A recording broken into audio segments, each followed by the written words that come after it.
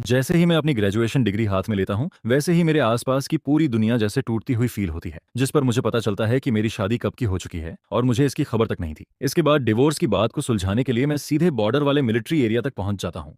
तभी वहां खड़े खड़े मैं थोड़ा कंफ्यूज्ड होता हूँ और तभी एक ठंडी लेकिन साफ आवाज सुनाई देती है, तुम किसे ढूंढ रहे हो? जिस पर मैं सामने देखता हूँ तो एक बेहद पावरफुल ऑनरा वाली वुमन अभी अभी गाड़ी से नीचे उतरती है, जिसे देखकर मैं जवाब देता हूँ, मैं सोंग तन्ह हुआन को ढूंढ रहा हूँ, क्या आप लोग उसे जानते हैं? यह सुनते ही वहां खड़े सभी लोग शॉक्ड रह जाते हैं, क्योंकि सोंग थान हुआन कोई आम इंसान नहीं बल्कि एक फेमस फीमेल कमांडर होती है और वो इस वक्त उसी लड़के के सामने खड़ी रहती है, जिस पर सोंग थान हुआन की आंखों में हल्की सरप्राइज दिखाई देती है। अपनी फोटोग्राफिक मेमोरी की वजह से वो कॉन्फिडेंटली सोचती है कि इतने हैंडसम आदमी को अगर उसने कभी देखा होता तो वो कभी भूलती नहीं, लेकिन उसे उसकी कोई याद नहीं आती। फिर वो शांत आवाज में पूछती है, तुम सोंग ताना हुआन को क्यों ढूंढ रहे हो? जिस पर मुझे बिल्कुल भी अंदाजा नहीं होता कि सामने खड़ी यही मेरी नाम की वाइफ है, और मैं सीधे बोल देता हूँ, मैं उसका हस्बैंड हूँ, उससे कुछ पर्सनल बात करनी है। यह सुनते ही आसपास के लोग तुरंत भड़क जाते हैं, अरे लड़के, उम्र तो तेरी कम लगती है लेकिन बातें बड़ी अजीब कर रहा है, सोंग थान हुआन का कोई हस्बैंड नहीं है, आखिर तुम हो कौन? जिस पर सोंग थान हुआन भी मुझे सस्पिशियस नजरों से देखने लगती है। वैसे भी मैं 4 घंटे तक डेजर्ट में पैदल चलकर यहाँ पहुंचा था, मैं पहले से ही इरिटेटेड था, ऊपर से इन लोगों का एटीट्यूड देखकर मेरा गुस्सा और बढ़ जाता है। फिर मैं चिढ़कर बोलता हूँ, कॉमरेड, आपको इतना कॉन्फिडेंस कैसे है कि सोंग तन्ह हुआन का हस्बैंड नहीं है? बस उसे यहाँ बुलाइए और मेरे सामने बात क्लियर कर लीजिए, मुझे ऐसे मत देखिए जैसे मैं कोई फ्रॉड हूँ। यहाँ तक आने में मेरी हालत खराब हो गई है, सच में यहाँ आकर तो मैंने खुद ही मुसीबत मोल ले ली। जिस पर एक सैनिक तुरंत बोल पड़ता है, कॉमरेड, आपके सामने जो खड़ी हैं वही हमारी कमांडर हैं और वही सोंग थान हुआन भी हैं। यह सुनते ही मैं पूरी तरह स्टंड रह जाता हूँ, जिसे देखकर मेरे अंदर का सोशल एंग्जाइटी फिर से एक्टिवेट हो जाता है। वहीं दूसरी तरफ सभी लोग भी काफी शॉक्ड रहते हैं, क्योंकि सब जानते थे कि कमांडर पहले से शादीशुदा है। दरअसल जब सोंग थान हुआन को प्रमोशन मिलने वाला था तब ऊपर से नोटिस आया था कि मैरिड लोगों को ज्यादा प्रायोरिटी दी जाएगी। उनका मानना था कि शादीशुदा औरतों में रिस्पॉन्सिबिलिटी और अटैचमेंट ज्यादा होती है। उसी दौरान मेरे परिवार वाले चाहते थे कि मेरी शादी मेरे दादाजी के लाइफ सेवर के पोते से हो जाए। हालांकि मैंने सुना था कि वो गांव का एक साधारण फार्मर है, लेकिन जब मैंने उसकी फोटो देखी तो वो काफी हैंडसम और डिसेंट दिखाई दिया। ऊपर से वो उस इंसान का पोता था जिसने मेरे दादाजी की जान बचाई थी, इसलिए मुझे भी ये रिश्ता बुरा नहीं लगा। लेकिन तभी मुझे मिशन पर जाना पड़ा और इसी तरह 2 साल निकल गए। मैं अपने रजिस्टर्ड हस्बैंड से कभी मिल ही नहीं पाई। इसके बाद जब सब कुछ स्टेबल हुआ तो मैंने सोचा कि शायद अब उससे कांटेक्ट करना चाहिए और पूछना चाहिए कि क्या वो मिलिट्री लाइफ के साथ एडजस्ट होना चाहेगा। लेकिन जैसे ही मैंने इंक्वायरी शुरू की, एक शॉकिंग खबर सामने आ गई, यूनत बाज नाम का आदमी अफेयर कर चुका था। यह बात सुनकर मुझे काफी धक्का लगा। ऊपर से मिलिट्री मैरिज को तोड़ क्राइम माना जाता है। शुरुआत में तो मैंने फैसला कर लिया था कि उसे सजा दिलवाऊंगी, लेकिन तभी खबर आती है कि वो आदमी अपनी लवर के साथ सुसाइड कर चुका है, जिस पर सोंग फैमिली काफी सोच विचार के बाद मामला आगे नहीं बढ़ाती। हालांकि वो औरत बच जाती है और अभी तक जेल में बंद रहती है। यह पूरा मामला पूरे मिलिट्री एरिया में फैल चुका था, क्योंकि एक बार लीडरशिप ने सोंग थान हुआन से उसके फैमिली लाइफ के बारे में पूछा था। उन्होंने कहा था कि वो चाहे तो अपने हस्बैंड को कुछ समय यहाँ बुला सकती है ताकि दोनों का रिलेशनशिप मजबूत हो सके, जिस पर मजबूर होकर सोंग थान हुआन ने सच बता दिया। लेकिन दुर्भाग्य से वहां से गुजर रहे एक मिलिट्री फैमिली मेंबर ने सारी बातें सुन ली और वो इंसान काफी गॉसिप करने वाला निकला। इसके बाद पूरे कैंप में यह खबर फैल गई और अब अचानक एक हैंडसम लड़का सामने आकर खुद को कमांडर का हस्बैंड बता रहा था, जिस पर बाकी सैनिकों को यह सब काफी स्ट्रेंज लगने लगता है। फिर सोंग थान हुआन अपनी सोच से बाहर आती है और सीधे बोलती है, मैं ही सोंग थान हुआन हूँ और मेरा कोई हस्बैंड नहीं है, तुम आखिर हो कौन? जिस पर मुझे ऐसा फील होता है जैसे मुझे कोई क्रिमिनल समझा जा रहा हो। फिर मैं बोलता हूँ, क्या आपको फैमिली की तरफ से भेजी गई लेटर नहीं मिली? यह सुनकर सोंग तान हुआन थोड़ा सोचती है, सच में पिछले कुछ समय से उसे कोई लेटर नहीं मिला था। तभी एक सैनिक बोलता है, कमांडर, सोंग फैमिली वाला स्टाफ बीमार है, वो अभी घर पर पड़ा है, ये जगह काफी रिमोट है, इसलिए रिप्लेसमेंट भी नहीं मिला, उसने कुछ दिनों की छुट्टी ली हुई है, शायद कुछ दिन बाद लेटर पहुंचे। इसके बाद वही सैनिक मेरी तरफ देखकर पूछता है, लेकिन तुम्हें यह सब कैसे पता? जिस पर मैं जवाब देता हूँ, कुछ दिन पहले मैं अपने घर की लेटर चेक करने गया था, साथ ही सोचा था कि शायद जल्दी छुट्टी मिल जाए। तभी मैंने उन्हें बीमार हालत में देखा, घर में उनकी देखभाल करने वाला भी कोई नहीं था, इसलिए मैंने उनके लिए कुछ दवाइयां खरीद दी। फिर सोंग तान हुआन बोलती है, ठीक है, मुझे लेटर नहीं मिली, लेकिन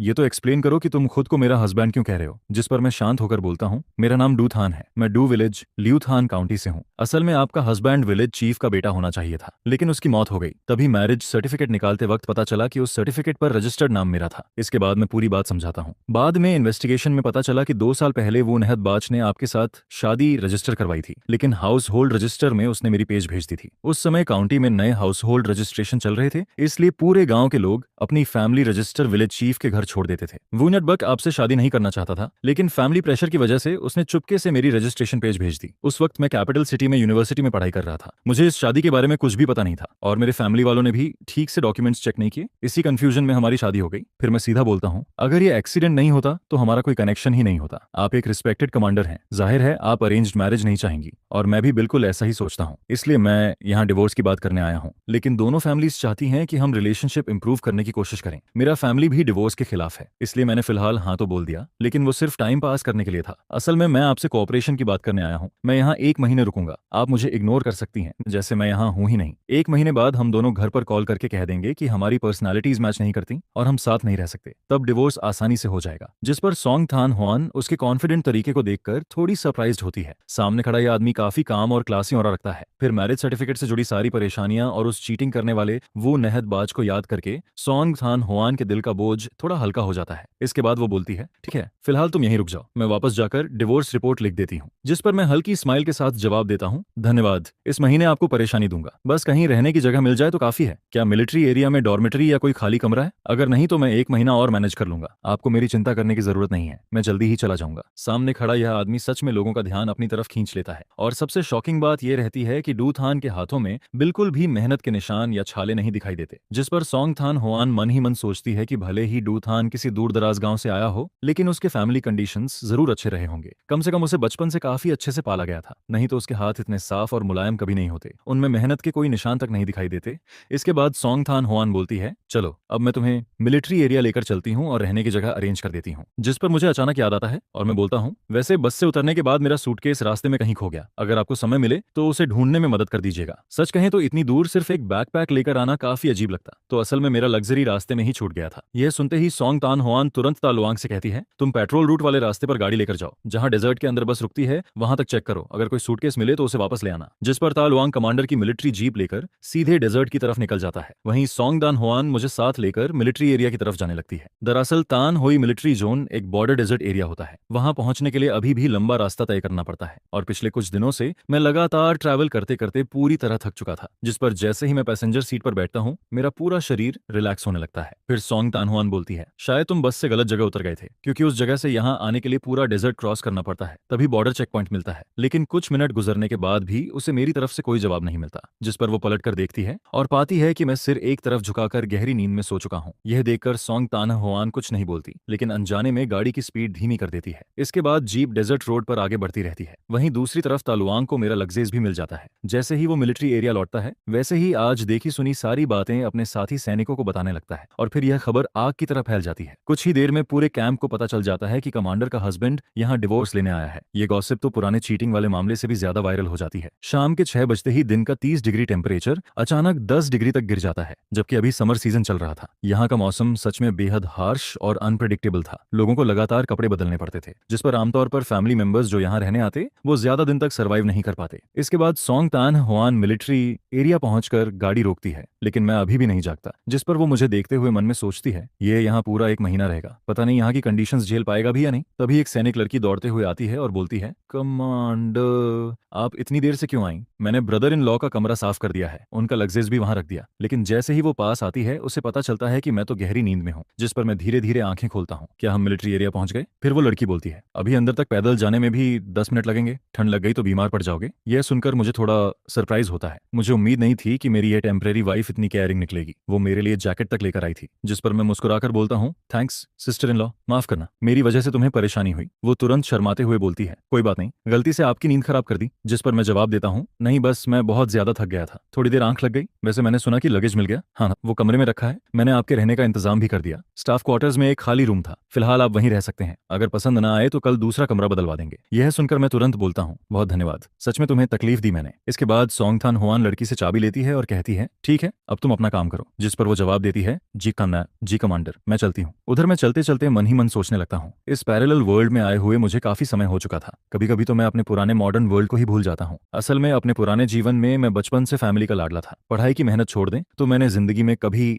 ज्यादा तकलीफ नहीं झेली थी। मैंने मेहनत करके कैपिटल सिटी की यूनिवर्सिटी में एडमिशन लिया, यहाँ तक कि फैमिली का बर्डन कम करने के लिए पार्ट टाइम काम भी किया। मेरा एक क्लासमेट किसी रिच फैमिली का यंग मास्टर था, उसने इन्वेस्टमेंट करके बहुत पैसा कमा लिया था। तब मुझे लगा था कि मेरी जिंदगी भी अब आराम से गुजर जाएगी, लेकिन किसे पता था कि डेस्टिनी यहाँ मेरे लिए इतना बड़ा ट्रैप तैयार करके बैठी है। जिस पर मैं मन ही मन बस यही चाहता हूँ कि जल्दी से डिवोर्स हो जाए, ताकि मैं वापस अपनी आरामदायक जिंदगी में लौट सकूं। सच कहूं तो यह अनजान जगह मुझे बिल्कुल पसंद नहीं आ रही थी। उधर सॉन्ग थान हुआन मुझे लंबी सांस लेते सुनती है, जिस पर वो सोचती है कि शायद यहाँ की खराब कंडीशंस की वजह से मैं अनकंफर्टेबल फील कर रहा हूँ। और सच कहें तो वो गलत भी नहीं सोच रही थी। एक नॉर्मल यूनिवर्सिटी ग्रेजुएट को अचानक पता चले कि उसकी शादी किसी और की जगह हो गई है तो कोई भी परेशान हो जाएगा। भले ये सिर्फ एक्सीडेंट था, लेकिन कानून की नजर में शादी पूरी तरह वैलिड थी और अब इसे खत्म करने का सिर्फ एक ही तरीका था, डिवोर्स। यानी भविष्य में अगर मैं दोबारा शादी करना चाहूं तो मेरे नाम के आगे डिवोर्स्ड मैन का टैग हमेशा लगा रहेगा, जिस पर साफ था कि इस मामले में सबसे ज्यादा नुकसान डू थान का ही हुआ था। फिर सॉन्ग थान हुआन धीरे से बोलती है, अगर तुम्हें किसी चीज की जरूरत हो तो मुझे बता देना, मैं जितना हो सकेगा अरेंज कर दूंगी। जिस पर मैं जवाब देता हूँ, कोई बात नहीं, बस एक महीना किसी तरह कट जाए। इसके बाद हम फैमिली क्वार्टर्स की तरफ बढ़ने लगते हैं। रास्ते में कई लोग सॉन्ग थान हुआन को मेरे साथ ऊपर जाते देखते हैं, जिस पर हर कोई अपने कमरे से सिर निकालकर हमें देखने लगता है। सभी धीरे धीरे गॉसिप करने लगते हैं। मैं तीसरी मंजिल तक चढ़ता हूँ और रास्ते में कई बच्चे भी मुझे क्यूरियोसिटी से घूरते रहते हैं। आसपास अलग अलग खाने की खुशबू फैली रहती है, लेकिन सच कहूं तो मुझे ऐसे अपार्टमेंट स्टाइल बिल्डिंग्स बिल्कुल पसंद नहीं थे। यह जगह किसी कलेक्टिव डॉर्मेटरी जैसी लगती थी। मुझे तो हमेशा प्राइवेट कोर्टयार्ड वाले घर पसंद थे, जहां बाथरूम और टॉयलेट भी अलग हों। इसके बाद सॉन्ग थान हुआन दरवाजा खोलते हुए बोलती है, कमरा साफ कर दिया गया है। फिर वो आगे कहती है, यहाँ का क्लाइमेट अलग है, रात में टेम्परेचर काफी गिर जाता है। तभी एक मिडिल एज्ड वुमन क्यूरियस होकर पास आती है। असल में अब तक पूरे कैंप को पता चल चुका था कि मैं यहाँ डिवोर्स के लिए आया हूँ, इसलिए यह खबर बाहर फैलना तय था। लेकिन अब सबसे ऑकवर्ड बात यह थी कि सॉन्ग थान हुआन आखिर मेरा इंट्रोडक्शन कैसे दे, क्योंकि हमारे बीच का रिलेशनशिप खुद बेहद अजीब स्थिति में था। तभी वो वुमन पूछती है, थान हुआन जरा रुको तो, ये कौन है? जिस पर सॉन्ग थान हुआन कुछ बोलने ही वाली होती है कि मैं सीधे जवाब दे देता हूँ, मैं सॉन्ग थान हुआन का लीगल हस्बैंड हूँ। यह सुनते ही वहां मौजूद लोग फिर से शॉक्ड रह जाते हैं। इसके बाद मैं कमरे के अंदर चला जाता हूँ और सॉन्ग थान हुआन भी मेरे पीछे अंदर आती है। कमरे के अंदर बेड पर मोटा मैट्रेस और ब्लैंकेट पहले से रखा होता है। सब कुछ मिलिट्री ग्रीन कलर में परफेक्टली अरेंज्ड रहता है, जिस पर मुझे तुरंत समझ आ जाता है कि तलवांग शायद यूनिट डॉर्मेटरी से मेरे लिए ब्लैंकेट लाया था। तभी सॉन्ग थान हुआन बोलती है, वो ब्लैंकेट मेरा है, तलवांग उसे मेरी कपबोर्ड से निकाल कर लाया था, लेकिन चिंता मत करो, वो साफ है। जिस पर मैं हल्का मुस्कुराकर जवाब देता हूँ, ठीक है, धन्यवाद, जाते वक्त मैं इसे धोकर वापस कर दूंगा। फिर वो समझाते हुए कहती है, हर फ्लोर पर पब्लिक वाटर टैप है, बाथरूम नीचे फर्स्ट फ्लोर पर है और अभी इस समय कैफेटेरिया में खाना भी मिल जाएगा। चाहो तो मैं तुम्हें वहां ले चलूं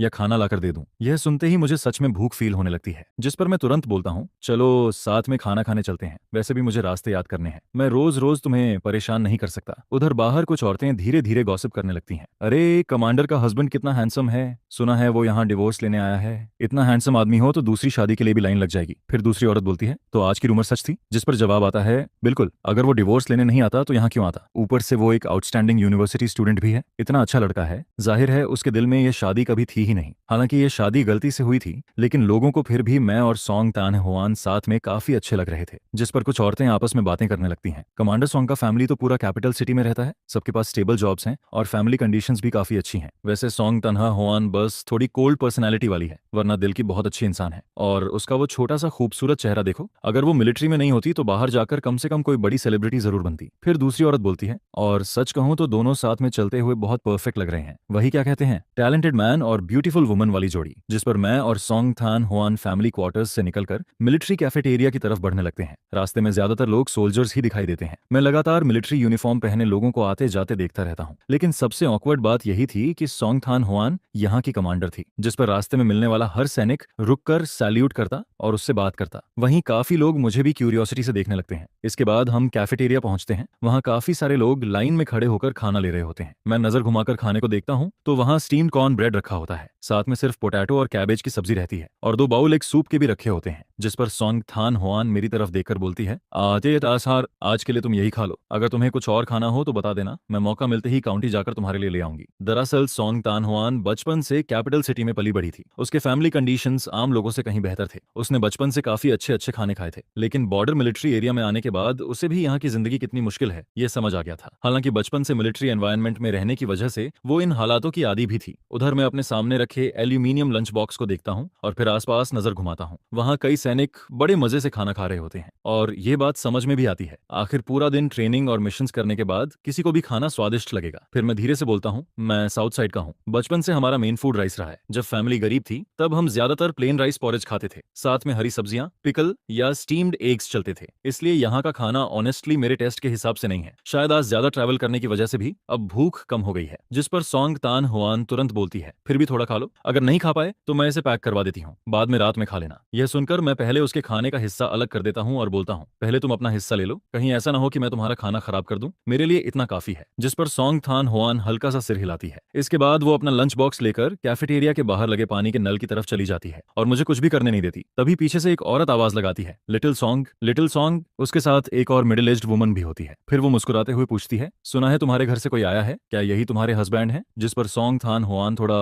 ऑकवर्ड होकर बोलती है, मामला थोड़ा कॉम्प्लिकेटेड है, बाद में एक्सप्लेन करूंगी। यह सुनते ही वो औरत औरत मुझे ऊपर से नीचे तक देखकर बोलती है, अरे वाह, ये लड़का तो बहुत हैंडसम है। बेटा, तुम कहाँ के रहने वाले हो? जिस पर मैं पोलाइटली जवाब देता हूँ, हेलो सिस्टर, मेरा नाम दुथान है, मैं साउथ साइड से हूँ। यह सुनते ही वो एक्साइटेड होकर बोलती है, साउथ साइड से हो? तभी लोग कहते हैं कि साउथ साइड की मिट्टी अच्छे लोगों को जन्म देती है। यह बात सच निकली। फिर वो हंसते हुए कहती है, घबराना मत, हमारे फैमिली क्वार्टर्स में तुम्हारी उम्र के लड़के बहुत कम हैं। तुम दोनों जब फ्री हो तो हमारे घर खेलने आ जाना। इसके बाद वो सोंगथन हुआन से कहती है, तुम पहले अपने हस्बैंड को लेकर जाओ, मुझे तुमसे बाद में कुछ बात करनी है। जिस पर मेरे पास मना करने का कोई तरीका नहीं बचता और मैं मजबूरी में फीमेल कमांडर के हस्बैंड की तरह उसके साथ आगे बढ़ने लगता हूँ। उधर वो वुमन धीरे से सोंगतान हुआन से कहती है, आज गार्ड स्टेशन से लौटे लड़कों से मैंने तुम्हारे बारे में सब सुन लिया, अब तुम क्या करने वाली हो? मैंने तुम्हें बचपन से बड़ा होते देखा है। 2 साल पहले जब तुमने मैरिज रिपोर्ट सबमिट की थी तब लगा था कि अब तुम्हारी जिंदगी सेटल हो जाएगी, लेकिन पलटते ही इतनी बड़ी प्रॉब्लम हो गई। और आज पता नहीं किसने खबर फैलाई कि पूरा मिलिट्री एरिया जान गया। सब लोग यही बात कर रहे हैं कि डेजर्ट के बीच एक आदमी आया और तुमसे डिवोर्स मांग रहा है। जिस पर सोंगतान हुआन तुरंत बोलती है, यह जरूर ता लुआंग की हरकत होगी।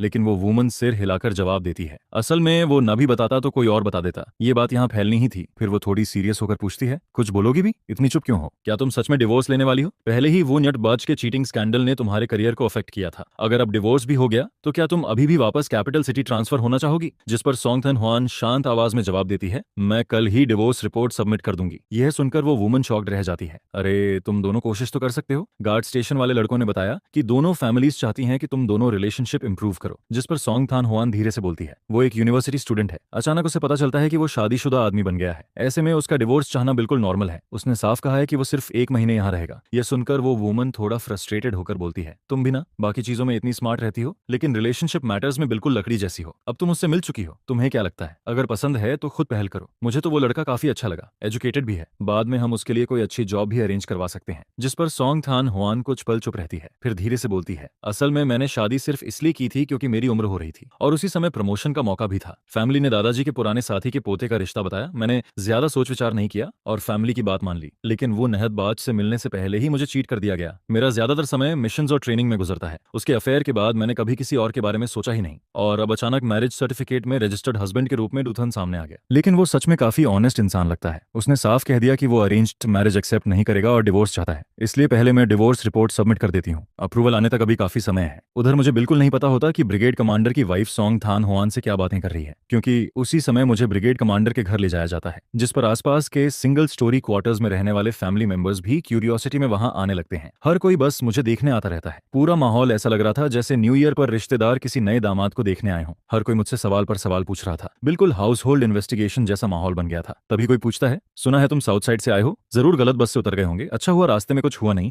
उस डेजर्ट जैसे इलाके में अगर खतरा हो जाता तो क्या करते? यह सुनकर मुझे अचानक रियलाइजेशन होता है, वो तो मैं सच में गलत जगह उतर गया था। मैं जल्दी में था इसलिए ठीक से पूछ नहीं पाया। लगता है वो बूढ़ा बुल्लक काट वाला आदमी मुझे बेवकूफ नहीं बना रहा था, मैं ही उसे गलत समझ रहा था। फिर मैं मन ही मन सोचता हूँ कि गलती असल में मेरी ही थी। लेकिन तभी मैं क्यूरियस होकर पूछता हूँ, वैसे आप लोगों को कैसे पता चला कि मैं नया आया हूँ? जिस पर सब हंसने लगते हैं। अरे, हमारी यह जगह बहुत छोटी है, यहाँ जरा सी हलचल भी हो तो तुरंत हर जगह खबर फैल जाती है। यह सुनकर मैं अंदर ही अंदर सोचता हूँ कि यहाँ रूमर्स इंटरनेट से भी तेज चलते हैं। फिर कोई और पूछता है, सुना है तुम कैपिटल सिटी यूनिवर्सिटी के स्टूडेंट हो, कौन सा सब्जेक्ट पढ़ते थे? जिस पर मैं जवाब देता हूँ, मेडिकल फील्ड। यह सुनते ही सब लोग इंप्रेस्ड हो जाते हैं। अरे वाह, डॉक्टर वाला फील्ड तो बहुत अच्छा है, कहीं भी जाओ काम की कमी नहीं होती। ऊपर से तुम यूनिवर्सिटी ग्रेजुएट भी हो और सोंगतान हुआन खुद कमांडर है। मिलिट्री फैमिली मेंबर होने की वजह से तुम्हारे लिए ऊपर वाले लोग अच्छी नौकरी भी अरेंज कर सकते हैं। आखिर तुम सच में टैलेंटेड इंसान हो। जिस पर कुछ लोग बातें करते हुए बोलते हैं, हालांकि यह शादी गलती से हुई थी, लेकिन दोनों सच में साथ में काफी अच्छे लगते हैं। कमांडर सोन का पूरा फैमिली कैपिटल सिटी में रहता है। सबकी स्टेबल जॉब्स हैं और फैमिली बैकग्राउंड भी बहुत अच्छा है। वैसे सोंगथान हुआन बस थोड़ी कोल्ड नेचर की है,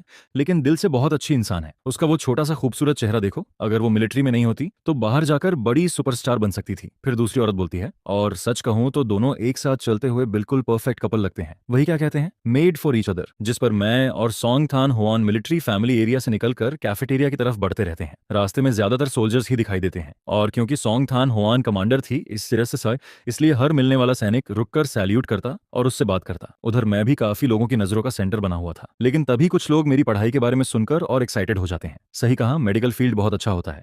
बाद में दोनों हस्बैंड वाइफ की जिंदगी जरूर अच्छी हो जाएगी। यह सुनते ही मैं तुरंत बोल पड़ता हूँ, मैं यहाँ डिवोर्स लेने आया हूँ, सच में डिवोर्स। फिर मैं मन ही मन सोचता हूँ, क्या मैं इतनी दूर सिर्फ मजाक करने आया हूँ? जिस पर एक आंटी हंसते हुए बोलती है, अरे नौजवान, तुम सच में डिवोर्स लेना चाहते हो? मैं तुरंत जवाब देता हूँ, अगर श्योर नहीं होता तो यहाँ तक क्यों आता। हालांकि ये टेम्परेरी वाइफ सच में बहुत खूबसूरत थी और लोगों का ख्याल रखना भी जानती थी, लेकिन इसका मतलब ये नहीं था कि मैं यहाँ रुक जाऊँ। फिर एक औरत मुस्कुराते हुए बोलती है, अरे बेटा, तुम अभी बहुत छोटे हो, क्या पता यह सब ऊपर वाले की बनाई बनाई हुई डेस्टिनी हो। तुम दोनों साथ रहकर तो देखो, इसमें नुकसान ही क्या है। इसके बाद वो पूछती है, वैसे तुम यहाँ कितने दिन रुकने वाले हो? जिस पर मैं जवाब देता हूँ, 1 महीना काफी है। और आप लोग बढ़ा चढ़ाकर नहीं बोल रही। कमांडर सॉन्ग की कंडीशन सच में बहुत अच्छी हैं। इतनी बड़ी दुनिया में भी शायद इतनी अच्छी लड़की मिलना मुश्किल होगा। ऊपर से इतनी कम उम्र में कमांडर बनना कोई आसान बात नहीं। ये सब उसने अपनी मेहनत और दिमाग से हासिल किया है। फिर वो लोग पुरानी कहावत सुनाने लगते हैं। कहते हैं, जिन लोगों का कनेक्शन ऊपर वाला बनाता है वो हजारों मील दूर होकर भी मिल जाते हैं। क्या पता तुम दोनों की किस्मत भी ऐसी ही हो। लेकिन परेशानी यह थी कि बड़ी उम्र वाले लोग हमेशा ऐसी बातें करना पसंद करते थे, जिस पर मैं बस ऑकवर्ड स्माइल देता रहता हूँ। मुझे समझ ही नहीं आता कि जवाब क्या दूं।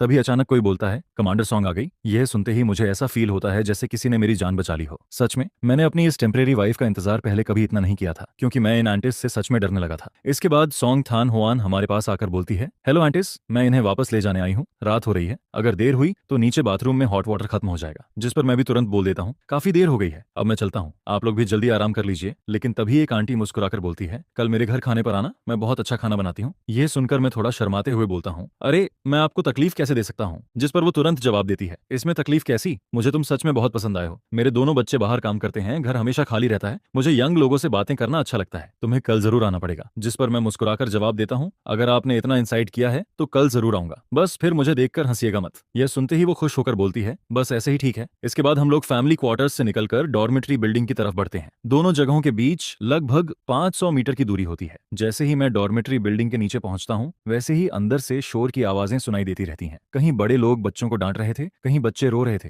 हर कमरे से अलग अलग आवाजें आ रही थीं। जिस पर सॉन्ग थान होआन मुझे ऊपर तक छोड़ने आती है। फिर वो बोलती है, मैं अब चलती हूँ, अगर किसी चीज की जरूरत हो तो कल बता देना। नीचे हॉट वाटर रात 9 बजे के बाद खत्म हो जाता है, अगर नहाना हो तो जल्दी चले जाना। जिस पर मैं जवाब देता हूँ, ठीक है, समझ गया। असल में आज पूरा दिन मैंने डेजर्ट में चलते हुए बिताया था, पूरा शरीर पसीने से भीग चुका था और अब रात में टेम्परेचर भी नीचे गिर रहा था। जिस पर मैं सूटकेस खोलकर साफ कपड़े निकालता हूँ और बेसिन लेकर नीचे बाथरूम की तरफ जाने लगता हूँ। रास्ते में कुछ लोग आते जाते दिखाई देते हैं, लेकिन ज्यादातर लोग नहा चुके होते हैं और सच कहूं तो मुझे यही बेहतर लगता है। आखिर कितना समय हो गया था किसी और के सामने आधा नेकेड हुए। मुझे अपने कैपिटल सिटी वाले कॉलेज डेज याद आने लगते हैं। जैसे ही मैंने थोड़ा पैसा कमाना शुरू किया, मैंने डॉर्मेट्री छोड़कर बाहर एक प्राइवेट रूम रेंट पर ले लिया था, जहां अटैच्ड बाथरूम भी था। कमरा साफ सुथरा और प्राइवेट था। सच में वो जिंदगी काफी आरामदायक थी। दरअसल मैं मेडिकल स्टूडेंट था। खाली समय में सनस्क्रीन और ब्रूस हीलिंग ऑयल जैसी चीजों पर रिसर्च करना पसंद करता था। मैं खुद हैंडसम भी था और काफी स्किल्ड भी। कैपिटल सिटी में कई लोग मेरी स्किन की तारीफ करते थे, जिस पर मैं उन्हें सनस्क्रीन की इंपॉर्टेंस समझाने लगता था और जिन लोगों को चोट लगती वो मेरा मेडिसिनल ऑयल इस्तेमाल करते थे। बाद में वो लोग दूसरों को बताते कि मेरा ऑयल बहुत असरदार है, जिस पर धीरे धीरे मेरी रेप्यूटेशन फैलने लगी। काफी लोग मुझसे सनस्क्रीन और मेडिसिनल ऑयल खरीदने आने लगे और मैंने काफी पैसा भी कमाया। इन्हीं ख्यालों में खोया हुआ मैं बाथरूम की तरफ बढ़ता रहता हूँ। तभी कुछ सोल्जर्स अंदर से बाहर आते दिखाई देते हैं। वो मुझे देखकर फ्रेंडली तरीके से बोलते हैं, अरे नौजवान, जल्दी जाओ, नहीं तो थोड़ी देर में हॉट वाटर खत्म हो जाएगा, फिर ठंड लगकर बीमार पड़ जाओगे। जिस पर मैं पोलाइटली जवाब देता हूँ, ठीक है, थैंक यू ब्रदर्स। तभी उनमें से एक धीरे से बोलता है, कमांडर सॉन्ग का नया टारगेट सच में बहुत हैंडसम है। यह सुनकर मैं थोड़ा तेज चलने लगता हूँ और मन ही मन सोचता हूँ कि बेहतर होगा कल से खुद ही थोड़ा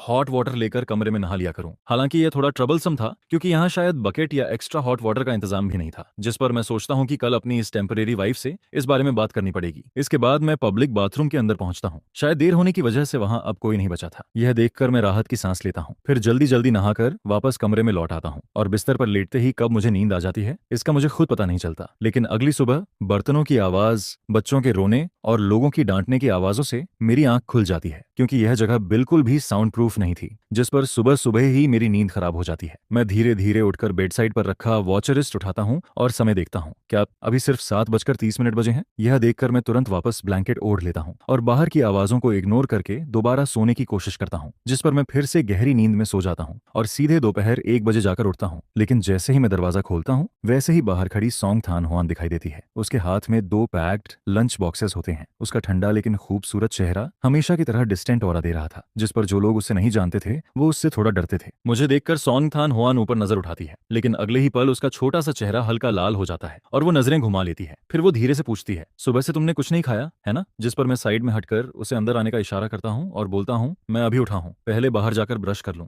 इसके बाद मैं कॉरिडोर के आखिर में बने पब्लिक बेसिन की तरफ चला जाता हूँ और सच कहूं तो कमरे में बाथरूम ना होना सच में बहुत इनकन्वीनियंट था। उसी समय सभी लोग लंच बनाने में लगे होते हैं। तभी अचानक एक आदमी पैजामाज पहने और टूथ और ब्रश लेकर कॉरिडोर में निकलता है, जिस पर नेचुरली सबकी नजरें मेरी तरफ चली जाती हैं। जैसे ही मैं वॉश बेसिन के पास रुकता हूँ, वैसे ही कुछ औरतें धीरे धीरे गॉसिप करने लगती हैं। देखा, कैपिटल सिटी से आए लोग अलग ही होते हैं। उसके पैजामेज देखकर ही पता चल रहा है कि वो महंगे हैं। कपड़ा भी बहुत स्मूथ लग रहा है और उसकी स्लीपर स्लीपर्स भी कितनी अच्छी क्वालिटी की हैं, हमारे जैसी बिल्कुल नहीं। कितना साफ सुथरा लड़का है। लेकिन तभी दूसरी औरत ताना मारते हुए बोलती है, मेरे हिसाब से इसका कमांडर सॉन्ग से डिवोर्स हो जाना ही बेहतर है। लड़का देखने में हैंडसम जरूर है, लेकिन बहुत लेजी लगता है। दोपहर तक सोता रहा, ऊपर से कमांडर को खुद उसके लिए खाना लाना पड़ा। फिर एक औरत बोलती है, हाँ हैंडसम तो है, लेकिन दोपहर तक सोना और लोगों से खाना खिलवाना बिल्कुल किसी कैपिटालिस्ट यंग मास्टर जैसा एटीट्यूड है। ऐसा आदमी कमांडर सॉन्ग के लायक कैसे हो सकता है? लेकिन तभी दूसरी औरत तुरंत बोल पड़ती है, कैसा कैपिटालिस्ट यंग मास्टर? वो तो असली गांव का लड़का है, उसका बैकग्राउंड बिल्कुल क्लीन है। जिस पर पहली औरत शॉक्ड होकर पूछती है, तुम्हें कैसे पता? और जवाब आता है, सत्यजीता है, कल जो लोग ली होंग मे के घर गॉसिप देखने गए थे उन्होंने बताया। जिस पर वो औरतें आगे बातें करने लगती हैं, सुना है उसका फैमिली गरीब जरूर है, लेकिन 3 पीढ़ियों तक सिर्फ लड़कियां ही पैदा हुई थीं। इतने बड़े फैमिली में बड़ी मुश्किल से जाकर यह एक लड़का पैदा हुआ है और बचपन से ही पढ़ाई में बहुत तेज था, यहाँ तक कि यूनिवर्सिटी तक पहुंच गया। पूरे गांव में सिर्फ वही एक यूनिवर्सिटी स्टूडेंट है, इसलिए अगर थोड़ा नखरे करता भी है तो ये कोई बड़ी बात नहीं। लेकिन तभी दूसरी औरत मुंह बनाकर बोलती है, पढ़ाई से क्या होता है? असली काबिलियत तो पैसा कमाने में होती है। हालांकि मुझे पता था कि लोग मेरे बारे में बातें करेंगे, लेकिन मुझे इसकी ज्यादा परवाह नहीं थी। वैसे भी 1 महीने बाद हम सब अपनी अपनी जिंदगी में चले जाएंगे, शायद फिर कभी मुलाकात भी ना हो। जिस पर मैं वापस कमरे की तरफ लौटने लगता हूँ। रास्ते में कॉरिडोर में कुछ लोग मुझे हेलो बोलते हैं और मैं भी मुस्कुराकर जवाब देता रहता हूँ। इसके बाद जैसे ही मैं कमरे का दरवाजा खोलता हूँ, वैसे ही सॉन्ग तना हुआन छोटी सी लिविंग रूम वाली टेबल के पास बैठी दिखाई देती है। टेबल पर रखा लंच बॉक्स अभी तक खुला भी नहीं था, और सच कहूं तो खूबसूरत लोग सिर्फ चुपचाप बैठे रहें तब भी वो किसी पेंटिंग जैसे लगते हैं। जिस पर मैं धीरे से बोलता हूँ, तुम पहले खा लिया करो, मेरा इंतजार करने की जरूरत नहीं है। लेकिन तभी वो शांत आवाज में जवाब देती है, मैं खा चुकी हूँ, ये दोनों पोर्शंस तुम्हारे लिए हैं। इसके बाद वो खाना मेरी तरफ बढ़ाते हुए बोलती है, ये मिंस्ड मीट वाला कॉर्न नूडल्स है, और ये मंटू, मुझे नहीं पता तुम्हें क्या पसंद है, इसलिए थोड़ा थोड़ा सब ले आई। सच कहूं तो पहली मुलाकात के अलावा उसने अब तक मेरे साथ कभी बुरा व्यवहार नहीं किया था। उसका हर एक्शन काम, मैच्योर और केयरिंग था। जिस पर अचानक मेरे दिमाग में वो नेहद बाज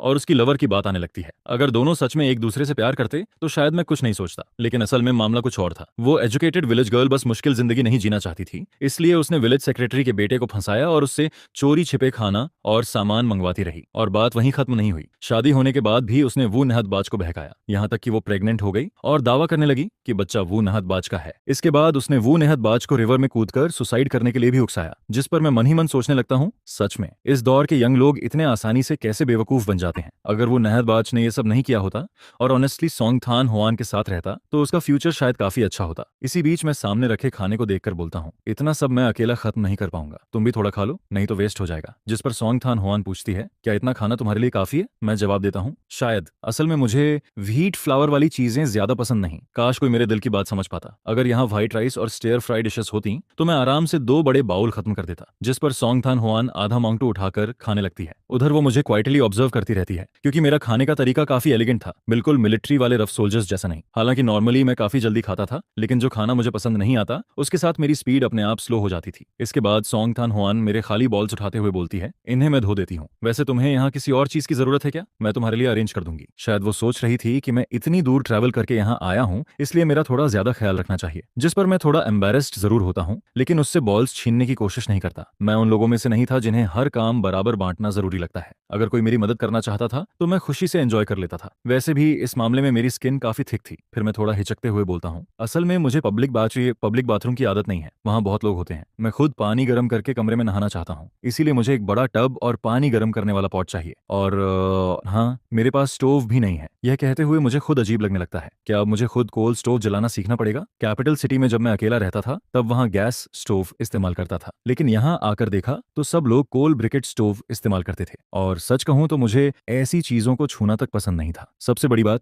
मुझे यह चलाना आता भी नहीं था और सीखने का मन भी नहीं था। ये सुनते ही सॉन्ग थान हुआन बोलती है, मैं तुम्हारे लिए स्टोव अरेंज कर दूंगी। फिर वो हल्का सरप्राइज्ड होकर पूछती है, सच में कुछ लोग पब्लिक बाथरूम यूज करने के आदी नहीं होते? लेकिन उस समय मेरा मन पूरी तरह कैपिटल सिटी वाले अपने रेंटेड रूम में अटका हुआ था। कमरा छोटा जरूर था, लेकिन वहां हर सुविधा थी, यहाँ तक कि मुझे अपने कपड़े तक खुद नहीं धोने पड़ते थे। मैंने कैपिटल सिटी में काफी अच्छा पैसा कमाया था। खाने पीने और सेविंग्स के बाद बाकी सारे पैसे खुद पर खर्च कर देता था, जिस पर मुझे अपने पुराने आरामदायक दिन बहुत याद आने लगते हैं। और फिर अचानक मेरे दिमाग में ख्याल आता है, क्यों ना मैं जल्दी ही यहाँ से भाग जाऊं, घर जाकर आराम से लेटूंगा। मॉम डैड भी हमेशा कहते थे कि मुझे जिंदगी एंजॉय करना अच्छे से आता है। आखिर मेडिकल ग्रेजुएशन खत्म करने के बाद मैं बस थोड़ा आराम करना चाहता था। सच में अब और मेहनत करने का मन नहीं था। इसी बीच मैं अचानक पूछता हूँ, वैसे तुमने डिवोर्स रिपोर्ट सबमिट कर दी? जिस पर सॉन्ग थान हुआन जवाब देती है, आज सुबह ही सबमिट की है, शायद कुछ दिनों में रिजल्ट आ जाएगा। यह सुनते ही मेरा मूड अच्छा हो जाता है। ठीक है, बस डिवोर्स अप्रूव हो जाए फिर सब आसान हो जाएगा। हालांकि यहाँ की कंडीशंस कैपिटल सिटी जितनी अच्छी नहीं थी और यहाँ घर जैसी फ्रीडम भी नहीं थी, लेकिन मैं खुद को समझाता रहता हूँ कि मैं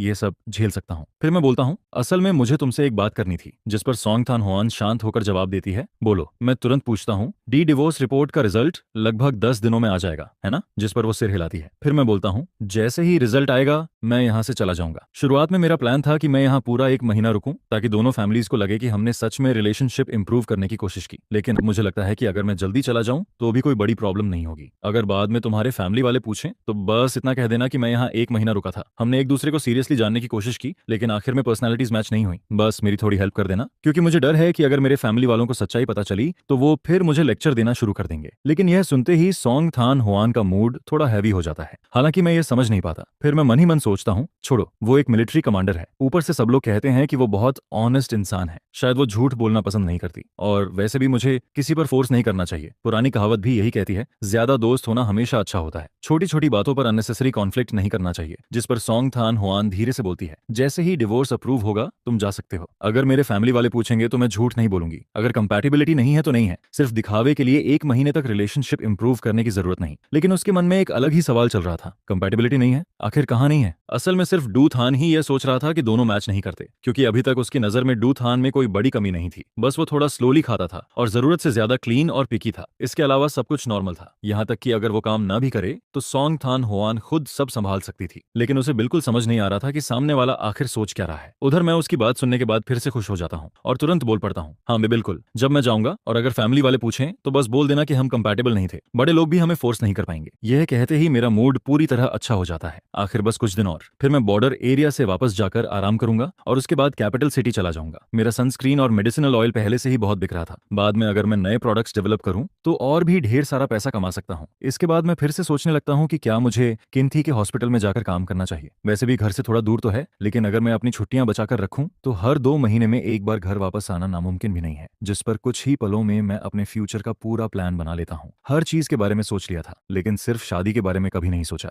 आखिर मेरे पास 2 जिंदगी की मेमोरीज हैं और पिछली जिंदगी में डिवोर्स रेट शादी से भी ज्यादा हुआ करता था। ढेर सारे लोग तो शादी तक नहीं करते थे। उस वक्त मैं भी काफी जवान था, अभी अभी यूनिवर्सिटी से ग्रेजुएट हुआ था और बस 20 साल की उम्र पार की थी, इसीलिए कभी इस बारे में सीरियसली नहीं सोचा। फिर इस दुनिया में आने के बाद मैं पूरी तरह पढ़ाई में लग गया, जिस पर शादी जैसी चीज तो दिमाग में आई ही नहीं। स्कूल में भी मेरे पीछे पसंद करने वालों की कमी नहीं थी, लेकिन मेरे लिए लड़कियां सिर्फ मेरी पढ़ाई में डिस्टर्बेंस बनती थीं, स्कॉलरशिप पाने में रुकावट डालती थीं और मेरी अच्छी लाइफ एंजॉय करने की स्पीड को भी स्लो कर देती थीं। टाइम ही पैसा है, इसलिए मुझे अपना पूरा फोकस सिर्फ पैसे कमाने पर रखना था। फिर शाम होते ही ली होंग मैं खुद मेरे पास आकर मुझे अपने घर डिनर के लिए इनवाइट करती है, जिसे सुनकर मुझे थोड़ा ऑकवर्ड फील होने लगता है। अच्छा हुआ कि मेरे सूटकेस में कुछ अच्छे इंपोर्टेड चॉकलेट पड़े हुए थे। इस दुनिया में चॉकलेट सच में एक लग्जरी स्नैक माना जाता है। प्राइस काफी महंगी है और मार्केट में मिलता भी बहुत कम है, खासकर मेरा ये इंपोर्टेड पियर फ्लेवर चॉकलेट। ये सब मुझे किन्हें थी कि एक अमीर यंग मास्टर दोस्त ने गिफ्ट किया था, क्योंकि मैं अक्सर मेडिसिन ऑयल बनाने में एक्सपेरिमेंट करता रहता था, जिस पर उसके दादाजी ने मेरा ऑयल इस्तेमाल किया और उनकी कई पुरानी इंजरीज काफी हद तक ठीक हो गई।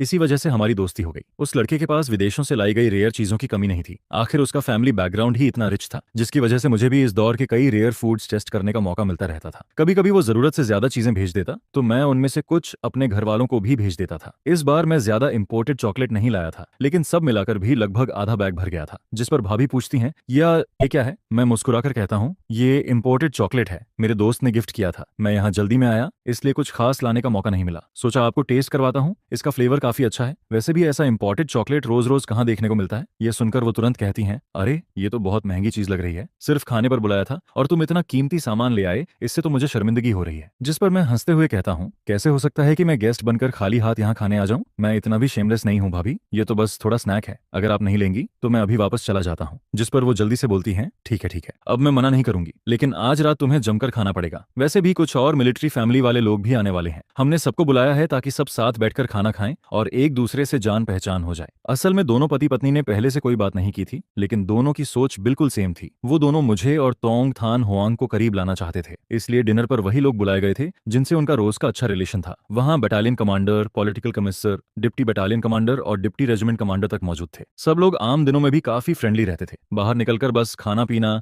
थोड़ी शराब और कैजुअल बातें करना ही उनका एंटरटेनमेंट था, लेकिन असली काम तो वहां मौजूद महिलाओं का था। वो सब बातें करते करते धीरे धीरे हमारी सेटिंग कराने में लगी हुई थी और बार बार तोंग डोंग ट्रोंग की तारीफ कर रही थी। वहां 4 भाभियां बैठी थीं और उनके साथ छोटे छोटे बच्चे भी थे। हर बच्चा गोल मटोल और गोरा था, जिन्हें देखकर तुरंत गोद में उठाने का मन करता है। टेबल पर ढेर सारे डिशेज रखे हुए थे। एक नजर में ही समझ आ जाता है कि काफी मेहनत और खर्चा किया गया है। पूरा प्लेट चिकन से भरा हुआ था, potato vermicelli stew, braised fish, wood ear mushroom के साथ stir fry meat, smoke smoked meat with pickled vegetables and एक सूप तक रखा था, लेकिन मेन फूड अभी ग्रेन बन्स ही थे। बड़े बड़े कॉर्नफ्लोर मोंटू और हर चीज पूरे बेसिन भरकर रखी हुई थी। इनमें से कुछ डिशेस तो गेस्ट्स खुद अपने घर से लेकर आए थे। आखिर इस दौर में यही ट्रेडिशन था, अगर कोई खाने पर बुलाता तो गेस्ट भी घर से थोड़ा अच्छा खाना लेकर आता ताकि मील और अच्छा बन सके। मैं भी बेवकूफ नहीं था, इसलिए तुरंत समझ गया कि ये लोग मुझे और तोंग थान हुआंग को मैच कराने की कोशिश कर रहे हैं। लेकिन शादी वाली बात मुझे अंदर से अभी भी अजीब लगती थी। मैं आराम से यूनिवर्सिटी में पढ़ रहा था और अचानक मुझे शादी के लिए मजबूर कर दिया गया। अच्छा हुआ कि सामने वाला इंसान समझदार निकला, वरना अगर कोई अनरीजनेबल इंसान होता तो शायद मेरी जिंदगी बर्बाद हो जाती। इसलिए इस डिनर के दौरान भी मैं बस मुस्कुराकर सबका जवाब देता रहता हूँ और कभी कभी मजाक में उसे छेड़ भी देता हूँ, जिस पर उसकी हंसी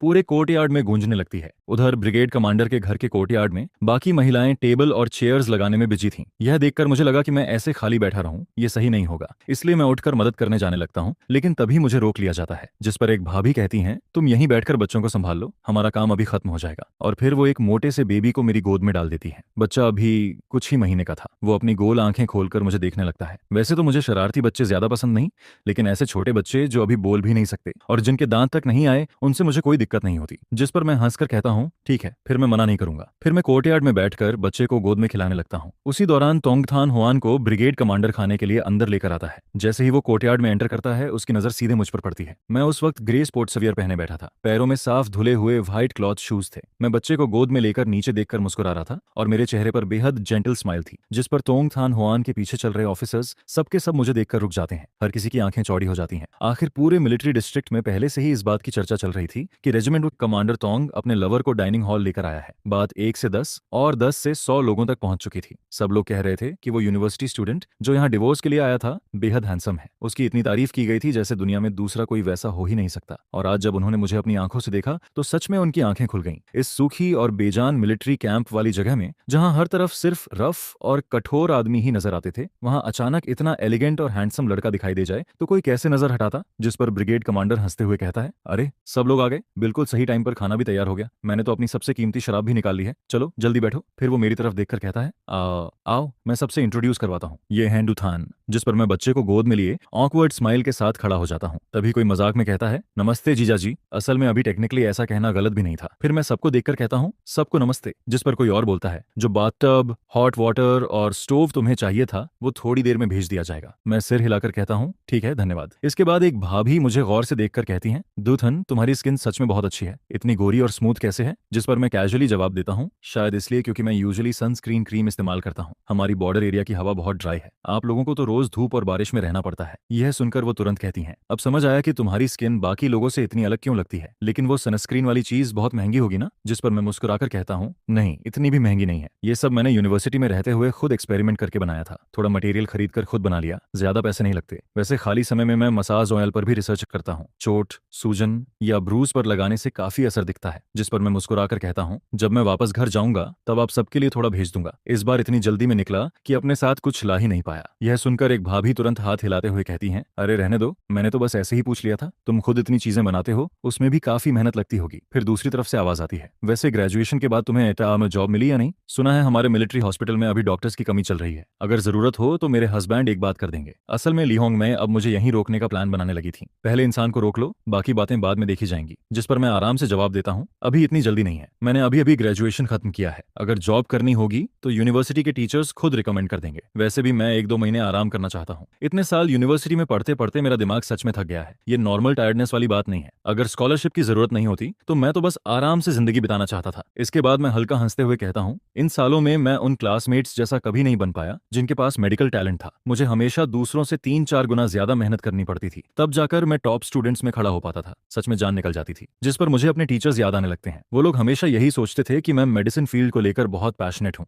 हर बार मुझे देखकर उनकी आंखों में सेटिस्फैक्शन दिखाई देता था। लेकिन क्या मैं जाकर उन्हें ये कहता कि मैं सिर्फ पैसे के लिए पढ़ रहा हूँ, या इसलिए क्योंकि स्कॉलरशिप मिलने से आधी से ज्यादा फीस माफ हो जाती थी? इसी वजह से टीचर्स हमेशा मुझे मेहनती, डेडिकेटेड और रिस्पॉन्सिबल स्टूडेंट समझते रहे। उन्हें लगता था कि मैं फ्यूचर का प्रॉमिसिंग डॉक्टर हूँ। सच में कितना खूबसूरत मिसअंडरस्टैंडिंग था। यह सुनकर एक आदमी तुरंत बोलता है, ऐसे कैसे चलेगा? जॉब ढूंढने में सावधानी रखनी चाहिए। अच्छी पोजीशंस देर करोगे तो दूसरे लोग ले जाएंगे। हमारे मिलिट्री हॉस्पिटल में काम करना सबसे अच्छा रहेगा। बॉर्डर एरिया में एक्स्ट्रा अलाउंस भी मिलता है। लेकिन मेरी सोच इन लोगों जैसी नहीं थी। मुझे जॉब के लिए कोई जल्दी नहीं थी। आखिर अभी मेरे पास पैसों की कमी भी तो नहीं थी, सिर्फ मेरे बनाए सनस्क्रीन और मेडिसिनल ऑयल ही बहुत तेजी से बिक रहे थे। गांव लौटने से पहले मैं एक बड़ा बैच बनाकर आया था और किन्हित ही वाले रिच यंग मास्टर दोस्त से बेचने के लिए कह दिया था। पिछले 4 सालों में मैं 10,000 युआन से ज्यादा बचा चुका था। इस दौर में 10,000 युआन कोई छोटी रकम नहीं थी। अभी ज्यादातर लोगों की सैलरी सिर्फ कुछ दर्जन युआन ही होती थी। तभी किसी ने मुझे चुप देखकर कहा, हमारे डॉन ट्रुंगतोंग बहुत अच्छे इंसान हैं, तुम दोनों अगर साथ रहोगे तो जिंदगी जरूर अच्छी चलेगी, और अगर तुम सीधे मिलिट्री हॉस्पिटल में काम करने लगो तो और भी बढ़िया रहेगा। जिस पर दूसरा आदमी पूछता है, तुम्हारे फैमिली वालों का तुम्हारी नौकरी को लेकर कोई ओपिनियन है? मैं शांत आवाज में जवाब देता हूँ, मेरे घर वालों को कोई दिक्कत नहीं है, मैं जो भी करूंगा वो हमेशा सपोर्ट करेंगे। मेरी माँ तो कहती है कि अभी जॉब शुरू होने से पहले थोड़ा आराम कर लूं, बाद में इतनी छुट्टियां कहाँ मिलेंगी। मेरी बात सुनते ही वहां बैठे लोग थोड़ा स्टंड रह जाते हैं। आखिर इस दौर में हर फैमिली की हालत आसान नहीं होती थी। घर में कोई यूनिवर्सिटी स्टूडेंट हो तो पूरा परिवार उस पर गर्व करता था, लेकिन ग्रेजुएशन के बाद सबसे जरूरी चीज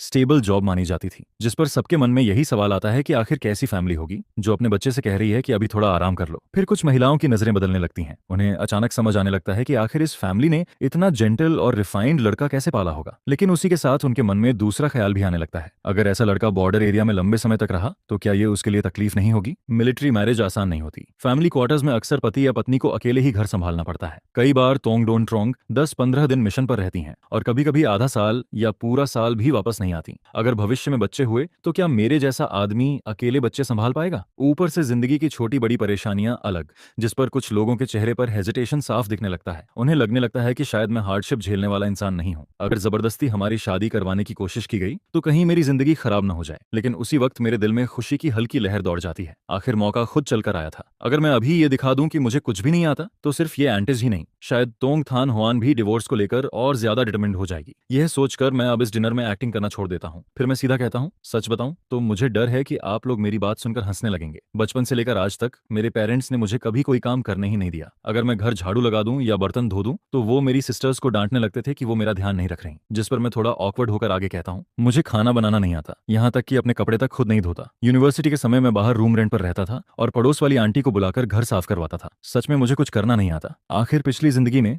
हर चीज के लिए इलेक्ट्रिकल अप्लायंसेज और स्मार्ट होम सिस्टम थे। वहाँ कौन खुद हाथ से काम करता था? मेरी बात सुनते ही वहाँ शराब पी रहे आदमी तक चुप हो जाते हैं। अगर उन्हें पहले से ये न पता होता कि मेरे फैमिली की पिछली 3 पीढ़ियां असली किसान रही हैं और मैं एक गरीब गांव से आया हूं, तो मेरी बातें सुनकर कोई भी मुझे किसी रिच कैपिटलिस्ट फैमिली का यंग मास्टर समझ लेता। जिस पर खाना खा रही महिलाएं भी तोंग तान हुआन को अलग नजरों से देखने लगती हैं। उन्हें अचानक उस पर तरस आने लगता है। पहले हस्बैंड ने उसे चीट किया, उसके साथ धोखा किया, बड़ी मुश्किल से जिंदगी संभली, और अब उसे ऐसा यंग मास्टर मिल रहा है जिसे कुछ करना ही नहीं आता। उनके मन में यही चलने लगता है कि अगर ऐसा आदमी बॉर्डर एरिया में लंबे समय तक रहा तो क्या ये खुद अपने लिए मुसीबत नहीं होगी? सभी लोगों के एक्सप्रेशंस बदलते देख मैं अंदर ही अंदर मुस्कुराने लगता हूँ। आखिर तुम लोग हमें मैच कराने पर इतने तुले हुए थे, अब खुश हो ना? तभी ली होंग मैं सबसे पहले सिचुएशन संभालती हैं। वो ऑकवर्ड स्माइल के साथ कहती हैं, अरे सब लोग ऐसे क्या देख रहे हो, जल्दी खाना खाओ नहीं तो खाना ठंडा हो जाएगा। इसके बाद डिनर खत्म होने तक मैं बस कैजुअली उन मिलिट्री ऑफिसर्स से थोड़ी बहुत बातें करता रहता हूँ। जब गैदरिंग खत्म होती है तब तक करीब रात के 8 बज चुके होते हैं। फिर मैं और तोंग थान हुआन साथ साथ वापस चलने लगते हैं। पूरे रास्ते हम दोनों में से कोई कुछ नहीं बोलता। माहौल में अजीब सी ऑकवर्डनेस फैली हुई थी। मैं बगल में चल रही मिलिट्री यूनिफॉर्म पहनी उस महिला को देखता हूँ। उसके शरीर से एक नेचुरल अथॉरिटी निकलती है जिससे लोग खुद ब खुद दूरी बना लेते हैं। मेरी ये फेक वाइफ सच में बहुत पावरफुल ऑनर रखती है। आखिर वो यूं ही डोआन ट्रोंग नहीं बनी थी। कुछ देर बाद वो अचानक धीमी आवाज में कहती है, सॉरी, आज का डिनर उन्होंने अपनी तरफ से अरेंज किया था। लीडर्स अक्सर अपने सबोर्डिनेट्स की काफी चिंता करते हैं और बाकी भाभियां भी बहुत एंथुसियास्टिक थीं। शायद उन्होंने तुम्हें अनकंफर्टेबल कर दिया। उसकी आवाज सुनने में भले ही ठंडी और इमोशनलेस लग रही थी, लेकिन मैं फिर भी उसमें छिपी सिंसियरिटी और अपोलॉजी फील कर सकता था। मैंने कभी नहीं सोचा था कि ये महिला मुझसे माफी मांगेगी। जिस पर मैं हल्का मुस्कुराकर कहता हूँ, कोई बात नहीं, मैं उन्हें समझ सकता हूँ। उन्हें मैं हमारे बीच की असली सिचुएशन नहीं पता। उनका इंटेंशन भी बुरा नहीं था। वैसे भी ये कोई बड़ी बात नहीं है। आज का डिनर काफी एंजॉयबल था। लेकिन तोंग थान हुआन मेरे चेहरे को देखकर समझ ही नहीं पाती कि मैं आखिर किस बात को एंजॉयबल कह रहा हूँ। हालांकि दूथन की बातें सुनने में बिल्कुल इमोशनलेस लगती थीं। उसमें किसी रिच यंग मास्टर वाला घमंड भी नहीं था जो दूसरों को नीचे समझता हो। लेकिन फिर भी साफ पता चल रहा था कि वो दिल से सच नहीं बोल रहा। यहाँ तक कि डिनर के दौरान भी उसने अपनी असली फीलिंग्स बिल्कुल जाहिर नहीं की थी। जिस पर तोंग थान हुआन चुपचाप उसकी तरफ एक नजर डालती है। वो देखती है कि दूथान खाने को बड़े इंटरेस्ट से खा रहा है, लेकिन फ्लोर केक या मानतौ जैसे मेन फूड को बहुत कम टच करता है। तभी उसके दिमाग में ख्याल आता है कि पिछले 2 दिनों से जो खाना वो भेज रही थी, शायद दूथान उसे खत्म नहीं कर पाता था। वजह यह नहीं थी कि खाना ज्यादा था, बल्कि शायद उसे यहाँ का खाना पसंद नहीं आ रहा था। लेकिन उसने कभी शिकायत नहीं की। वो बस चुपचाप खाता रहा, चेहरे पर जरा सी भी नाराजगी नहीं दिखाई, जैसे वो मेरी फीलिंग्स का ध्यान रख रहा हो। यह सोचकर तोंग थान हुआन के मन में हल्की हैरानी होती है। उसे महसूस होता है कि इस आदमी में काफी अच्छे गुण भी हैं। कुछ देर चुप रहने के बाद वो धीरे से कहती है, तुम पहले डोरमेट्री वापस चले जाओ, मैं किसी को भेजकर बाकी सामान पहुंचवा दूंगी। फिर थोड़ी देर रुककर आगे कहती है, मैं तुम्हारे लिए लिए स्टोव भी जला दूंगी। तुम्हें बस हनीकॉम्ब कोल बदलना याद रखना है, आग बुझने मत देना। वैसे तुम्हें कोल बदलना आता है ना? जिस पर मैं तुरंत मन ही मन सोचने लगता हूँ, भले ही मुझे हाउसवर्क की आदत ना हो, लेकिन इसका मतलब ये थोड़ी है कि मुझे बेसिक कॉमन सेंस भी नहीं आता। पोर्क ना खाया हो तो कम से कम पिग को दौड़ते हुए तो देखा ही होगा। अगर कोल तक बदलना ना आता हो तो ये तो मुझे बहुत अंडर एस्टिमेट करना हुआ। जिस पर मैं हल्की मुस्कान के साथ जवाब देता हूँ,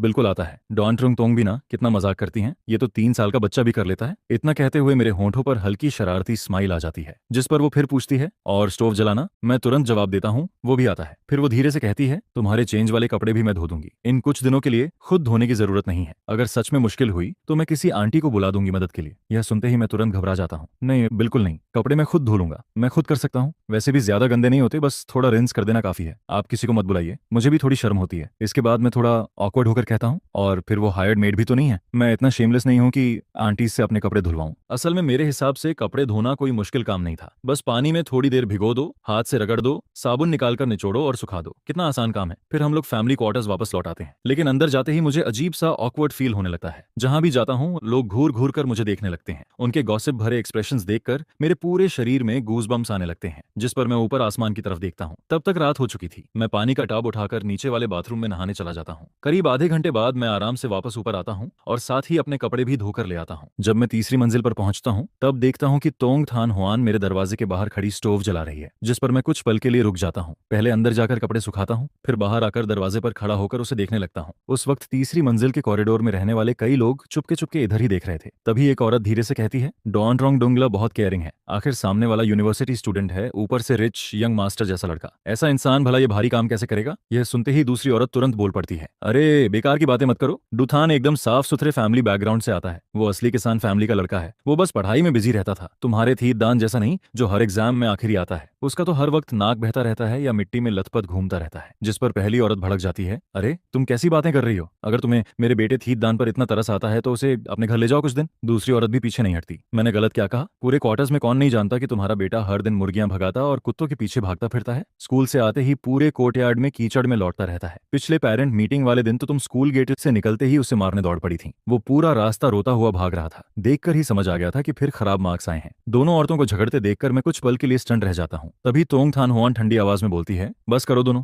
हर दिन इतना शोर मचाना जरूरी है क्या? काफी रात हो चुकी है, अगर इतना खाली टाइम है तो जाकर सो जाओ। जिस पर दोनों औरतें तुरंत चुप हो जाती हैं। मैं थोड़ा ऑकवर्ड होकर अपनी नाक छूता हूँ और सामने खड़ी उस महिला को देखने लगता हूँ। ऐसा लग रहा था जैसे उसने उन लोगों की बातें सुनी ही नहीं। उसके चेहरे पर जरा सा भी बदलाव नहीं था। फिर वो मेरी तरफ देखकर कहती है, ठीक है, हनीकॉम्ब कोल बदलना याद रखना। मैं सिर हिलाकर कहता हूँ, हाँ हाँ धन्यवाद, आपको इतनी परेशानी करनी पड़ी। असल में मैं मन ही मन सोच रहा था कि अच्छा हुआ ये सिचुएशन ज्यादा दिनों तक नहीं चलेगी, वरना मेरे जैसा लंबा चौड़ा आदमी अगर हर वक्त उससे मदद लेता रहा तो सच में शर्म की बात होगी। लेकिन तोंग थान हुआन को इसमें कोई परेशानी महसूस नहीं होती। वो बस हल्का सा सिर हिलाती है और मुड़कर चली जाती है। जिस पर मैं कमरे का दरवाजा बंद करता हूँ और गहरी सांस लेता हूँ। ये अनफेमिलियर एनवायरनमेंट अभी भी मुझे अनकंफर्टेबल फील करवाता है। फिर मैं जोर से स्ट्रेच करता हूँ, लंबी सांस छोड़ता हूँ और अपने स्लीपर्स को पैर से उछाल देता हूँ। दोनों स्लीपर्स कमरे में इधर उधर गिर जाते हैं। इसके बाद मैं सीधे बेड पर गिर पड़ता हूँ और कंबल में मुंह छुपा लेता हूँ। फिर मिलिट्री फैमिली क्वार्टर्स में मेरी तीसरी सुबह आती है। सुबह सुबह ही बाहर से बर्तनों की आवाज, बच्चों पर चिल्लाने की आवाज और लोगों के आपस में ग्रीटिंग करने की आवाजें आने लगती हैं। पूरा कॉरिडोर किसी मार्केट जैसा नॉइजी लग रहा था। जिस पर मैं कंबल सिर पर खींचकर दोबारा सोने ही वाला था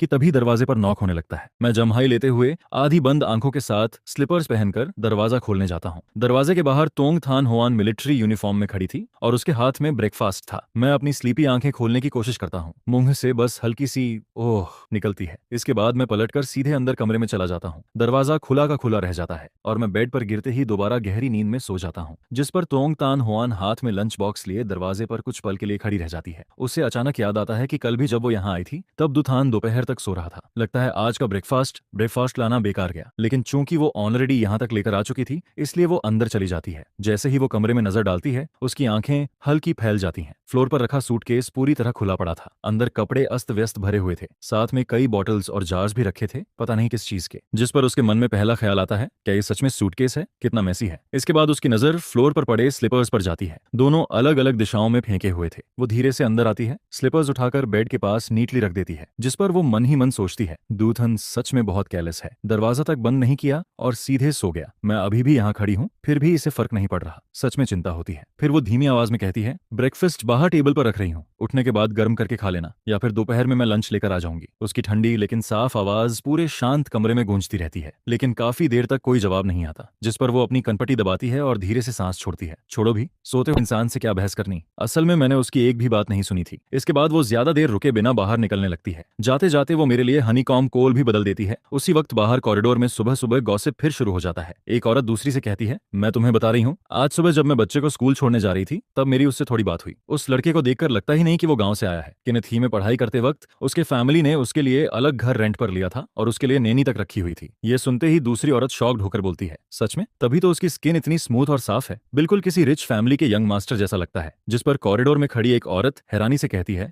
अरे उसकी स्किन तो बिल्कुल किसी यंग गर्ल जैसी है, ये तो पूरा कैपिटलिस्ट यंग मास्टर लगता है। फिर दूसरी औरत तुरंत बोल पड़ती है, अरे उसके घर वालों ने उसके लिए नैनी तक रखी हुई थी। आज के समय में नैनी रखना कितना महंगा होता है, ये तुम जानती भी हो। इसके बाद गॉसिप और भी बढ़ने लगती है। सुना है उसे खाना बनाना तक नहीं आता, कपड़े धोना भी नहीं आता। उसके फैमिली वालों को बस यही डर लगा रहता है कि वो खुद अपना ध्यान नहीं रख पाएगा। ऊपर से घर में सिर्फ वही एक बेटा है, बड़ी मुश्किल से पैदा हुआ, फिर इतना पढ़ लिख भी गया। अगर तोंग थान होआन हर 10-15 दिन मिशन पर बाहर रहेगी तो घर लौटकर पैर रखने की भी जगह नहीं बचेगी। जिस पर दूसरी औरत धीरे से हंसते हुए कहती है, लेकिन लड़का बहुत हैंडसम है, बस उसे देखते रहो तो भी आंखों को आराम मिलता है। बस दिक्कत यही है कि उसे कोई काम नहीं आता। और फिर देखते ही देखते मेरे बारे में गॉसिप पूरे क्वार्टर्स में और तेजी से फैलने लगती है। हर किसी के वर्जन में नई नई बातें जुड़ती जा रही थीं। उधर इन सब बातों से बेखबर मैं अभी भी गहरी नींद में पड़ा हुआ था। जब मेरी आंख खुलती है तब तक सुबह के 11 बज चुके होते हैं। हमेशा की तरह मैं आलस में पानी का बेसिन उठाता हूँ, अपने टॉयलेटरीज लेकर बाहर वॉश एरिया की तरफ निकल जाता हूँ। रास्ते में कई लोग मुझे अजीब नजरों से देखते हैं। पहले से भी ज्यादा वियर्ड एक्सप्रेशंस थे उनके चेहरों पर, लेकिन मैं ज्यादा ध्यान नहीं देता। जो भी मुझे देखता मैं बस हल्का मुस्कुरा देता। फिर मन ही मन सोचता हूँ, आखिर सब लोग मुझे ऐसे क्यों देख रहे हैं, कितना अजीब है। अच्छा हुआ मुझे सोशल एंजाइटी जैसी कोई बीमारी नहीं है, वरना मैं तो यहाँ टिक ही नहीं पाता। इसके बाद मैं मुंह धोकर वापस कमरे में आता हूँ। जैसे ही मेरी नजर टेबल पर रखे ब्रेकफास्ट पर पड़ती है, मैं कुछ पल के लिए फ्रीज हो जाता हूँ। रुको, सुबह तोंगथान हुआन यहाँ चुप थी, ये सोचते ही मैं अपने माथे पर हाथ मार लेता हूँ। हे भगवान, मैंने क्या कर दिया? मैं उसे दरवाजे पर छोड़कर वापस सो गया। अगर सामने ब्रेकफास्ट ना रखा होता तो शायद मुझे ये बात याद भी नहीं आती। फिर मैं लंच बॉक्स खोलता हूँ। ओह, आज पॉरेज है, लेकिन गौर से देखने पर पता चलता है कि ये कॉर्न पॉरेज है, जिसमें कई तरह के ग्रेन्स भी डाले गए थे। साथ में पिकल्स और मांतो भी रखा हुआ था। फिर मेरी नजर मांतो पर टिक जाती है, फिर से मांतो, जिस पर मैं अंदर ही अंदर रोने लगता हूँ। 3 दिन हो गए, हर मील में बस व्हीट फ्लावर वाली चीजें। अगर ऐसे ही चलता रहा तो मैं खुद मंतौ बन जाऊंगा। टेबल पर रखा खाना देखकर मुझे भूख तो लग रही थी, लेकिन ये सिर्फ पेट की भूख नहीं थी। मेरा मुंह और स्टमक दोनों किसी और टेस्ट के लिए तरस रहे थे। काफी देर सोचने के बाद मैं फैसला करता हूँ, छोड़ो, अभी नहीं खाता। उस दिन तोंगथान हुआन शायद किसी काम में बिजी थी। वो ना दोपहर में आई और ना रात में, जिस पर मुझे थोड़ा सरप्राइज होता है।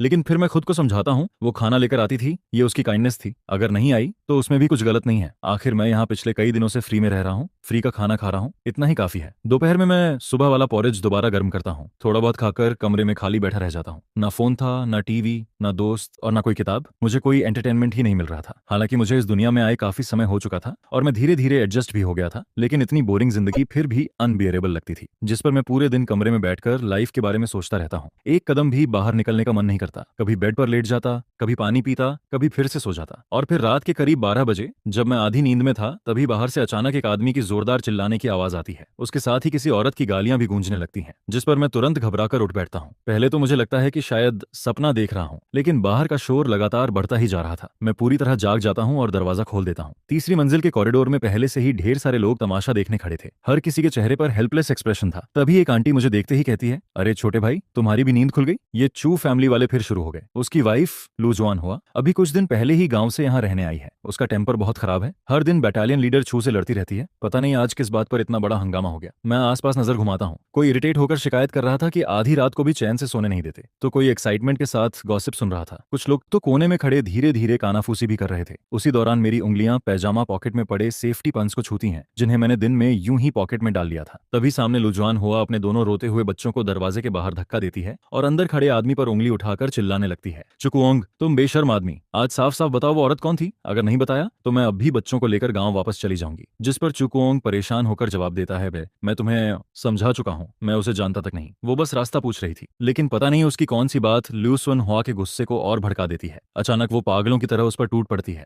उसके नाखून सीधे चूचोंग के चेहरे पर चल जाते हैं, जिस पर चूचोंग दर्द से पीछे हटता है और रिफ्लेक्स में हाथ घुमा देता है। गलती से उसका हाथ ल्यूसन हुआ पर पड़ जाता है और बस इसके बाद सिचुएशन पूरी तरह एक्सप्लोड हो जाती है। तुम किसी दूसरी औरत की वजह से मुझे मार रहे हो, दिन में उस औरत के सामने हंस रहे थे और अब मुझे शर्मनाक बता रहे हो? चुकुओंग, आज मैं तुम्हें छोड़ूंगी नहीं। इसके बाद वो उस पर टूट पड़ती है। मुक्के लातें, थप्पड़ जो हाथ आता उससे मारने लगती है। चूकुओंग भी गुस्से में आ जाता है, लेकिन अब कोई भी उन्हें अलग नहीं कर पा रहा था, जिस पर आसपास के लोग घबराकर बीच बचाव करने दौड़ते हैं। लेकिन किसी ने नहीं सोचा था कि गांव की औरत लू जुआन हुआ की ताकत इतनी ज्यादा होगी। पूरा कॉरिडोर केओस से भर जाता है। मैं उन दोनों को देखता हूँ। उनकी लड़ाई हर सेकंड और वायलेंट होती जा रही थी।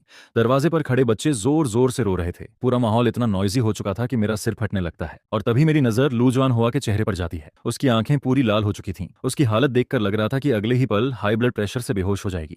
यह सोचते ही मैं पॉकेट से सेफ्टी पिन निकालता हूँ और उसे सीधा कर देता हूँ। फिर तेजी से आगे बढ़ता हूँ। एक हाथ से उसके कंधे पकड़कर पीछे खींचता हूँ, जिस पर वो लड़खड़ाकर एक कदम पीछे हटती है और दोनों कुछ पल के लिए अलग हो जाते हैं। उसी मौके का फायदा उठाकर मैं अपने हाथ की पिन उसके अपर बॉडी के प्रेशर पॉइंट्स पर चुभा देता हूँ। तुरंत उसके पूरे शरीर में झुरझुरी दौड़ जाती है। उसके शरीर की ताकत जैसे निकलने लगती है, जिस पर मैं दूसरी बार भी पिन चुभाता हूँ। इस बार उसके चेहरे का गुस्सा धीरे धीरे ढीला पड़ने लगता है। उसकी आंखें सुस्त होने लगती हैं। मैं समझ जाता हूँ कि ये नॉर्मल रिएक्शन है। बहुत ज्यादा गुस्से के बाद जब शरीर अचानक रिलैक्स होता है तो अक्सर ऐसा होता है। फिर मैं उसे सहारा देकर कमरे के अंदर सोफा पर बैठा देता हूँ। उसकी आंखें नींद से बंद होने लगती हैं। मैंने इतना जल्दी मूव किया था कि पूरा मामला कुछ ही सेकंड्स में खत्म हो गया, जिस पर पीछे खड़े सारे लोग शौक में मुंह खोले मुझे देखने लगते हैं। अभी हुआ क्या? डॉन ट्रुंग टोंग के हस्बैंड ने अभी क्या किया? ये कैसे पॉसिबल है? उधर उसी समय टोंग थान हुआन अभी अभी मिशन से वापस लौटी थी। अचानक उसे याद आता है कि आज वो डू थान को खाना देना भूल गई, जिस पर वो मन ही मन सोचती है क्या उसने खुद जाकर कैंटीन से खाना लिया होगा। फिर अगले ही पल उसके दिमाग में दूसरा ख्याल आता है, अभी तो सिर्फ कुछ ही दिनों से मैं उसके लिए खाना लेकर जा रही हूँ, लेकिन पता नहीं कब ये आदत बन गई। इसके बाद वो खुद से ही कहती है, डू थान इतना लंबा चौड़ा आदमी है, क्या वो सच में अपना ख्याल नहीं रख सकता? जिस पर पूरे फैमिली क्वार्टर्स में हंगामा मच जाता है। लोग आपस में कहने लगते हैं, पता नहीं जीजाजी ने चू बटालियन लीडर की वाइफ के साथ क्या किया, वो अभी तक बेहोश पड़ी है। कई महिलाएं तो उसे तुरंत हॉस्पिटल लेकर चली गई थीं। दोनों बच्चे लगातार रो रहे थे। उधर चू कुओंग को भी अपनी चोटों का इलाज करवाने हॉस्पिटल आना पड़ा। इस बार मामला इतना बढ़ गया था कि ब्रिगेड कमांडर तक डिस्टर्ब हो गया। यहाँ तक कि पॉलिटिकल कमिश्नर भी हॉस्पिटल पहुंच चुका था। आखिर चू फैमिली अपना घर का मामला खुद संभाल नहीं पाई, ऊपर से बाहरी लोगों को भी इसमें घसीट लिया। मिलिट्री हॉस्पिटल का छोटा सा मेडिकल रूम लोगों से भर चुका था। दोनों बच्चे चेयर पर बैठे नर्स के दिए गर्म पानी को धीरे धीरे पी रहे थे। उधर चू कुओंग एक तरफ बैठा नर्स को ट्रीटमेंट करने दे रहा था। उसके चेहरे और गर्दन पर नाखूनों के काफी निशान थे। जैसे ही डिसइंफेक्टेंट लगाया जाता, वो दर्द से चुपचाप अपनी मुट्ठियां भींच लेता। उधर लू जुआन हुआ अभी भी बेड पर बेहोश पड़ी थी। जब चू चुंग देखता है कि इतने सारे लीडर्स और नेबर्स अभी तक वहीं खड़े हैं,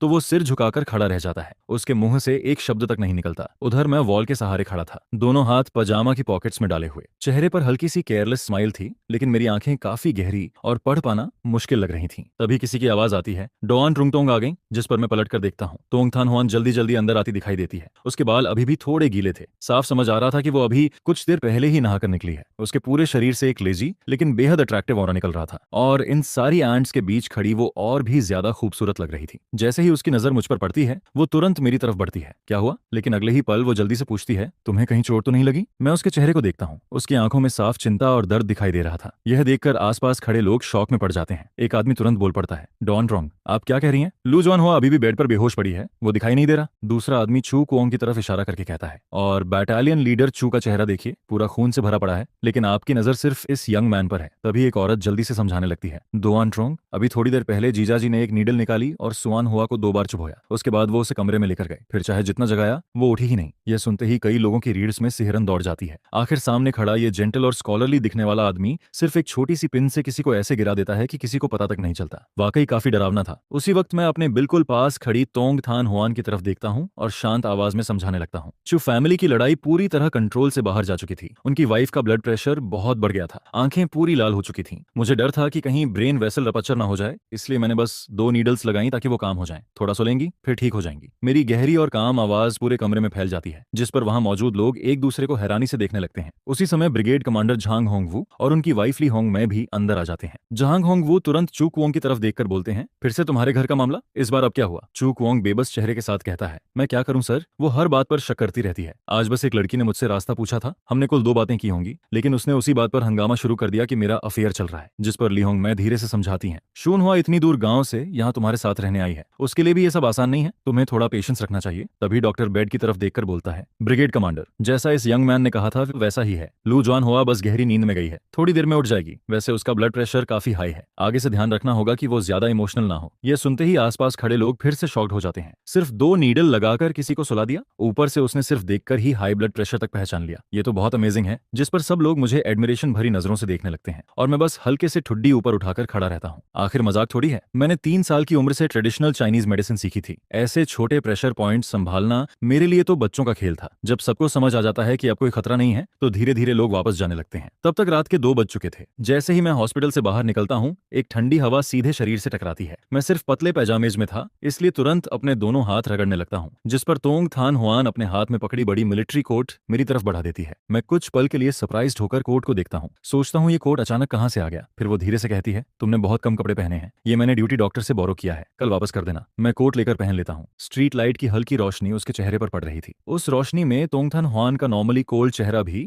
थोड़ा सॉफ्ट और जेंटल लगने लगता है, जिस पर मैं मुस्कुराकर कहता हूँ, धन्यवाद। मन ही मन मुझे महसूस होता है कि ये फेक वाइफ सच में काफी केयरिंग है। मिलिट्री हॉस्पिटल से क्वार्टर्स तक पैदल जाने में अभी थोड़ा रास्ता बाकी था। रात की घटना के बाद हम दोनों में से किसी को भी नींद नहीं आ रही थी। तभी तोंगथान हुआन धीरे से कहती है, अनथान थोड़ा बात करें। मैं उसकी तरफ देखकर जवाब देता हूँ, किस बारे में? जिस पर वो क्यूरियस होकर पूछती है, तुम तो वेस्टर्न मेडिसिन डॉक्टर हो ना, फिर तुम्हें ह्यूमन बॉडी के प्रेशर पॉइंट्स के बारे में इतना कैसे पता? मैं कैजुअली जवाब देता हूँ, मैंने 3 साल की उम्र से ट्रेडिशनल चाइनीज मेडिसिन सीखना शुरू कर दिया था। यह सुनकर वो जेन्युइनली इंप्रेस्ड हो जाती है। मुझे नहीं पता था कि तुम इतने केपेबल हो। फिर अचानक उसे कुछ याद आता है, और हाँ, अगली बार आधी नींद में किसी के लिए दरवाजा मत खोलना। मैं थोड़ा कंफ्यूज होकर पूछता हूँ, क्यों? जिस पर वो तुरंत बोलती है, क्या पता बाहर कौन हो? मैं हंसते हुए जवाब देता हूँ, लेकिन ये मिलिट्री डिस्ट्रिक्ट है, यहाँ कोई बैड पर्सन थोड़ी होगा, और वैसे भी मुझे लगा सिर्फ तुम ही मुझे ढूंढने आती हो। चिंता मत करो, आगे से ऐसा नहीं करूंगा। फिर मैं थोड़ा एम्बेरेस्ड होकर कहता हूँ, असल में उस वक्त मैं पूरी तरह स्लीपी था। मुझे लगा जैसे अभी भी घर पर हूँ, इसलिए हैबिट में आकर दरवाजा खोल दिया। यह सुनकर तोंगथान हुआन धीरे से सिर हिलाती है। फिर अचानक वो पूछ बैठती है, अनथान तुम्हें मैं कैसी लगती हूँ? उसका ये अचानक पूछा गया सवाल सुनकर मेरा दिल एक पल के लिए रुक सा जाता है। स्ट्रीट लाइट उसकी शैडो को लंबा खींच रही थी। उसके शार्प और कोल्ड चेहरे पर रात की हल्की रोशनी पड़ रही थी, जिससे वो और भी अलग लग रही थी। मैं थोड़ा सिर खुजलाकर जवाब देता हूँ, सच कहूँ तुम बहुत अच्छी इंसान हो, ऑनेस्ट हो, केयरिंग हो, बहुत रिस्पॉन्सिबल हो। तुम एक बेहतरीन डोंट रॉन्ग हो और एक अच्छी कॉमरेड भी। लेकिन बोलते ही मुझे पछतावा होने लगता है, मैंने आखिर कॉमरेड क्यों बोल दिया? आखिर अभी हम दोनों लीगली हस्बैंड वाइफ थे, भले ही ये शादी गलती से हुई हो। पूरे रास्ते में उसके बारे में सोचने लगता हूँ। उसने मेरे लिए रहने की जगह अरेंज की, कोट दिया, स्टोव जलाया, हर दिन खाना लेकर आई, जबकि मैं लगातार उससे डिवोर्स मांगता रहा। अगर कोई दूसरा इंसान होता तो शायद कब का गुस्सा हो चुका होता। आखिर कोई हजारों किलोमीटर दूर सिर्फ डिवोर्स मांगने पहुंचे तो कौन नॉर्मल रह पाएगा? लेकिन तोंगथान हुआन ने कभी मुझ पर गुस्सा नहीं किया, जिस पर मैं मन ही मन स्वीकार करता हूँ। वो सच में बहुत अच्छी है, लेकिन ये शादी शुरू से ही एक मिस्टेक थी। मैं उसे हर्ट नहीं करना चाहता और ना ही किसी फेक रिलेशनशिप में जीना चाहता हूँ। बचपन से ही मुझे मेरे परिवार ने बहुत लाड प्यार से पाला था, जिस वजह से मैं कभी भी मुश्किलें सह नहीं पाया था और ना ही बॉर्डर एरिया में रहने के लिए फिट था। मैं हमेशा कैपिटल वापस जाकर अपना करियर बनाना चाहता था और एक शांत जिंदगी जीना चाहता था। मुझे पता था कि डिवोर्स रिपोर्ट को लेकर मैं पहले ही जल्दी मचा चुका था, जिस पर अगले 2 दिनों में वो अप्रूव भी हो जाती। यह सोचकर मेरा मन हल्का जरूर फील करता है, लेकिन अंदर कहीं ना कहीं एक अजीब सा खालीपन भी महसूस होने लगता है। फिर जब मैं मिलिट्री फैमिली क्वार्टर्स पहुंचता हूं, तब आधी रात हो चुकी होती है, जिस पर जैसे ही मैं दरवाजा खोलने वाला होता हूं, तभी वो मुझे आवाज देकर कहती है, दूथन, आज सच में तुम्हारा धन्यवाद। अगर तुम नहीं होते तो लिन ट्रुंग चू के घर का मामला ना जाने कितना बड़ा हंगामा बन जाता। जिसके जवाब में मैं हल्की मुस्कान के साथ कहता हूँ, मैंने तो बस मदद की है, आखिर मैं एक डॉक्टर हूँ और किसी को मुसीबत में देखकर आंखें बंद नहीं कर सकता। यह कहकर मैं मुस्कुराते हुए दरवाजा खोलकर अंदर चला जाता हूँ। लेकिन इसके बाद भी मैं बिस्तर पर करवटें बदलता रहता हूँ और चाहकर भी नींद नहीं आती, क्योंकि मेरी पत्नी और चू ट्रोंग की घटना अब भी मेरे दिमाग में साफ दिखाई देती रहती है, जिस पर मुझे फिर उस इंसान की याद आने लगती है। वो नहातबाज, वही इंसान जिसने मेरी जगह थान हुआन से शादी की थी। वो बेवकूफ इंसान जिसने एक लड़की के प्यार में अपनी जान तक दे दी थी। लेकिन सच तो यह था कि उसे शुरू से ही जाल में फंसाया गया था। जिस लड़की को उसने बचाया था, आखिर में वही उसकी जिंदगी बर्बाद कर देती है। और यह बात मैं कभी भूल नहीं पाया, जिस पर मैं मन ही मन सोचता हूँ कि यह कर्ज ऐसे खत्म नहीं हो सकता, क्योंकि मिलिट्री मैरिज को तोड़ना खुद एक क्राइम होता है। उस औरत ने सिर्फ वो नहातबाज की जिंदगी बर्बाद नहीं की थी, बल्कि थान हुआन की रेपुटेशन और फ्यूचर को भी लगभग खत्म कर दिया था। इसलिए मैं उसे आराम से जेल में रहने नहीं दे सकता था। अगली सुबह मैं जल्दी उठकर सीधे लुटरूंग के पास पहुंचता हूं और उसे सारी बात बताता हूं, जिस पर वो गंभीर होकर पूछता है, मतलब वो एजुकेटेड लड़की शुरू से ही वो नहातबाज को बहकाकर उसके पैसे ऐंठना चाहती थी और आखिर में उसे सुसाइड करने पर मजबूर कर दिया? जिसके जवाब में मैं कहता हूं, हाँ, क्योंकि वो गांव की मुश्किल जिंदगी नहीं सह पाई, इसलिए उसने वो नहातबाज को अपना लॉन्गर टर्म सहारा बना लिया था। वो हमेशा उसकी बातों में फंसा रहता था, लेकिन अब चाहे वो नहातबाज इस दुनिया में नहीं रहा, फिर भी उसे मिलिट्री मैरिज तोड़ने की सजा जरूर मिलनी चाहिए। यह सुनकर लिu ट्रोंग तुरंत पुराने केस की जांच दोबारा शुरू करवा देता है। फिर इन्वेस्टिगेशन के दौरान पता चलता है कि वो लड़की जेल के अंदर भी चैन से नहीं बैठती, बल्कि हर किसी पर इल्जाम डालती रहती है और रिश्तों का इस्तेमाल करके अपनी सजा कम करवाने की कोशिश करती है। लेकिन सारे सबूत साफ सामने आ जाते हैं, जिस पर थान हुआन भी अपना मैरिज सर्टिफिकेट और उस समय का विक्टिम रिपोर्ट पेश कर देती है, जिसके बाद लुरची थान की सजा और बढ़ा दी जाती है और उसकी पूरी जिंदगी जेल में ही गुजरने वाली होती है। सच में जैसा कर्म वैसा फल मिलता है। फिर यह खबर मिलिट्री फैमिली क्वार्टर्स तक पहुंचती है, जिसे सुनकर सभी लोग थान हुआन के लिए राहत की सांस लेते हैं। यहाँ तक कि जो मिलिट्री वाइफ्स पहले मुझे ताने मारा करती थीं, अब उनका नजरिया भी बदलने लगता है। इसके बाद दोपहर में टोंग थान हुआन मेरे सामने डिवोर्स पेपर्स रखती है और मेरे हाथ में पेन देते हुए कहती है, अप्रूवल आ चुका है, साइन कर दो। जिस पर मैं उस कागज पर लिखे डिवोर्स शब्द को काफी देर तक देखता रहता हूँ, क्योंकि यही तो वो चीज थी जो मैं हमेशा चाहता था। लेकिन जब ये पल सच में सामने आता है तब मैं चाहकर भी साइन नहीं कर पाता। फिर अचानक पिछले कुछ दिनों की सारी यादें मेरे दिमाग में आने लगती हैं। डेजर्ट के बीच पहली बार वो मेरी गार्ड डाउन करवाती है, फिर ट्रक में चुपचाप ड्राइव करती रहती है ताकि मैं आराम से सो सकूं। लेट नाइट में वो बिना कुछ बोले मेरा बचा हुआ खाना खा लेती है। वो मेरे लिए स्टोव जलाती है, मेरे स्लीपर्स उठाकर रखती है। उसने कभी भी मुझ पर अपनी इच्छा नहीं थोपी, बल्कि हमेशा मेरी सोच और आदतों की रिस्पेक्ट की। यहाँ तक कि मुझे नूडल्स पसंद नहीं है और पब्लिक बाथरूम यूज करना अच्छा नहीं लगता, ये सब बातें भी वो चुपचाप याद रखती है। जिस पर आखिर में मैं उसकी तरफ देखकर कहता हूँ, थान हुआन, क्या हम डिवोर्स ना करें? ये सुनकर वो चौंक जाती है। तुम क्या कह रहे हो? जिसके जवाब में मैं धीरे से कहता हूँ, हम डिवोर्स नहीं करेंगे। पहले मैं सिर्फ अपनी आरामदायक जिंदगी के बारे में सोचता था और मुझे ये समझ ही नहीं आया कि मेरे पास कितनी अच्छी इंसान है। तुम सच में बहुत अच्छी हो और तुम्हें प्यार और सम्मान मिलना चाहिए। शायद यह गलत मैरिज सर्टिफिकेट कोई गलती नहीं था, बल्कि भगवान का दिया हुआ गिफ्ट था। फिर वो धीरे से कहती है, लेकिन तुम्हें तो मुश्किलें पसंद नहीं थी, तुम तो कैपिटल वापस जाना चाहते थे। यहाँ बॉर्डर एरिया में कुछ भी नहीं है और मैं भी अक्सर मिशन पर चली जाती हूँ, कई कई महीनों तक वापस नहीं आ पाती। जिस पर मैं उसकी आंखों में देखकर कहता हूँ, मैं सीख सकता हूँ। मैं खाना बनाना सीखूंगा, कपड़े धोना सीखूंगा, कोयल स्टोव बदलना भी सीख लूंगा। मैं मिलिट्री हॉस्पिटल में डॉक्टर बनकर ज्यादा लोगों की मदद करूंगा और जब तुम मिशन से वापस आओगी तब मैं तुम्हारे लिए सूप बनाऊंगा। चाहे कितनी भी मुश्किलें आए मैं सब सह लूंगा, बस मेरे पास तुम रहो। यह सुनकर आसपास खड़े लोग भी इकट्ठा होकर हमें देखने लगते हैं। जिस पर एक आंटी हंसते हुए कहती है, मुझे पहले से पता था कि तुम समझदार इंसान हो। मैंने कहा था ना, तुम दोनों की जोड़ी ऊपर वाले ने बनाई है। इसके बाद मैं डिवोर्स पेपर्स पर साइन नहीं करता, बल्कि तोंग थन हुआन का हाथ मजबूती से पकड़ लेता हूँ और सबकी तालियों के बीच कहता हूँ, चलो इस बार हम फिर से मैरिज रजिस्ट्रेशन करवाते हैं, लेकिन इस बार मैं अपनी मर्जी से तुमसे शादी करना चाहता हूँ। जिस पर थान हुआन मेरी तरफ देखती है और आखिर में मुस्कुरा देती है। इसके बाद हमारी जिंदगी धीरे धीरे बदलने लगती है। मैं सच में घर संभालना सीखता हूँ। फिर मैं लूट रोंग की पत्नी से कुकिंग सीखने लगता हूँ। हालांकि शुरुआत में मेरा खाना या तो जल जाता था या बिल्कुल फीका बनता था। जिस पर मैं खुद मजाक उड़ाते हुए कहता हूँ, ऐसा खाना तो कोई खा ही नहीं सकता। लेकिन थान हुआन मुस्कुराकर जवाब देती है, अगर तुमने बनाया है तो मैं सब खत्म कर दूंगी। यह सुनकर मैं और ज्यादा मेहनत करने लगता हूँ। फिर मैं सिर्फ कुकिंग ही नहीं, बल्कि कपड़े धोना, कोल स्टोव बदलना, और पूरा घर साफ रखना भी सीख जाता हूँ। जिस पर थान हुआन मुझे देखकर कहती है कि अब मैं पहले से काफी ज्यादा कैपेबल हो गया हूँ और इसी तरह हमारा छोटा सा परिवार भी धीरे धीरे खुशहाल बनने लगता है। फिर एक दिन मैं उसका हाथ पकड़कर कहता हूँ, यह सब सिर्फ तुम्हारे लिए है। मैं तुम्हें एक शांत और सुरक्षित घर देना चाहता हूँ। इसके बाद मैं मिलिट्री हॉस्पिटल में काम शुरू करता हूँ, जहाँ मैं चाइनीज मेडिसिन और वेस्टर्न मेडिसिन को मिलाकर सोल्जर्स का इलाज करने लगता हूँ। फिर मैं खुद से मेडिसिनल ऑयल भी बनाता हूँ। एक बार एक सोल्जर ट्रेनिंग के दौरान घायल हो जाता है और जैसे ही वो तेल लगाता है उसके चेहरे का दर्द तुरंत कम हो जाता है। जिस पर वो हंसते हुए मुझे कहता है, तुम तो सच में मिरेकल डॉक्टर हो। जिसके जवाब में मैं मुस्कुराकर कहता हूँ, अगर इससे लोगों की मदद हो रही है तो वही काफी है। फिर धीरे धीरे मेरा मेडिसिनल ऑयल पूरे कैंप में फेमस हो जाता है। चाहे ट्रेनिंग इंजरी हो या पुराना दर्द, थोड़ा सा तेल लगाते ही आराम मिलने लगता है। जिस पर सभी लोग मुझे मिलिट्री डॉक्टर बुलाने लगते हैं। इसके बाद मैं अपने परिवार को भी बॉर्डर क्वार्टर्स में बुला लेता हूँ। जिस पर मेरे पेरेंट्स और सिस्टर्स थान हुआन को देखते ही उसका हाथ पकड़ लेते हैं। फिर मेरी माँ भावुक होकर कहती है, तुम्हें सच में एक ट्रेजर मिला है। थान हुआन जैसी लड़की के साथ हमेशा अच्छा व्यवहार करना। अब तुम्हें यहाँ खुश देखकर हमारे दिल का बोझ भी खत्म हो गया। फिर एक दिन वो नहात बाज का परिवार भी हमसे मिलने आता है। जिस पर वो मेरा हाथ पकड़कर कहते हैं, बेटा उस समय गलती हमारी थी, हमने जबरदस्ती हाउस होल्ड रजिस्टर लेकर रिश्ता तय कर दिया था। इतने सालों से हमें इस बात का पछतावा है। जिसके जवाब में मैं शांत होकर कहता हूँ, मैं आप लोगों से नाराज नहीं हूँ। जो इंसान जा चुका है उसके साथ सारी दुश्मनी भी खत्म हो जाती है। आप लोग चिंता मत कीजिए, मैं थान हुआन का हमेशा ख्याल रखूंगा। वो नहात बाज की तरफ से भी और खुद अपनी तरफ से भी मैं इस परिवार की रक्षा करता रहूंगा। आधे साल बाद मैं और तोंग थान हुआन आखिरकार मिलिट्री एरिया में एक सिंपल शादी करते हैं। वहाँ कोई बड़ी सेरेमनी या रॉयल डेकोरेशन नहीं होती, सिर्फ हमारे साथी सोल्जर्स और पूरे मिलिट्री एरिया के लोग मौजूद रहते हैं। जिस पर सभी लोग मिलकर खाना खाते हैं, हंसते हैं और पूरा माहौल किसी फेस्टिवल जैसा खुशियों से भरा दिखाई देता है। तोंग थान हुआन उस दिन मिलिट्री यूनिफॉर्म पहनकर मेरे बगल में खड़ी होती है और उसकी आंखों में एक अलग ही सॉफ्टनेस दिखाई देती है। जिस पर मैं उसका हाथ पकड़ लेता हूँ और सबके आशीर्वाद के बीच कहता हूँ, पहले मुझे लगता था कि यह मैरिज सर्टिफिकेट सिर्फ एक परेशानी है, लेकिन अब मुझे समझ आ गया है कि यही मेरी जिंदगी की सबसे बड़ी खुशकिस्मती है। थान हुआन, बाकी की पूरी जिंदगी मैं तुम्हारी रक्षा करूंगा, तुम इस देश की रक्षा करना और हम दोनों कभी अलग नहीं होंगे।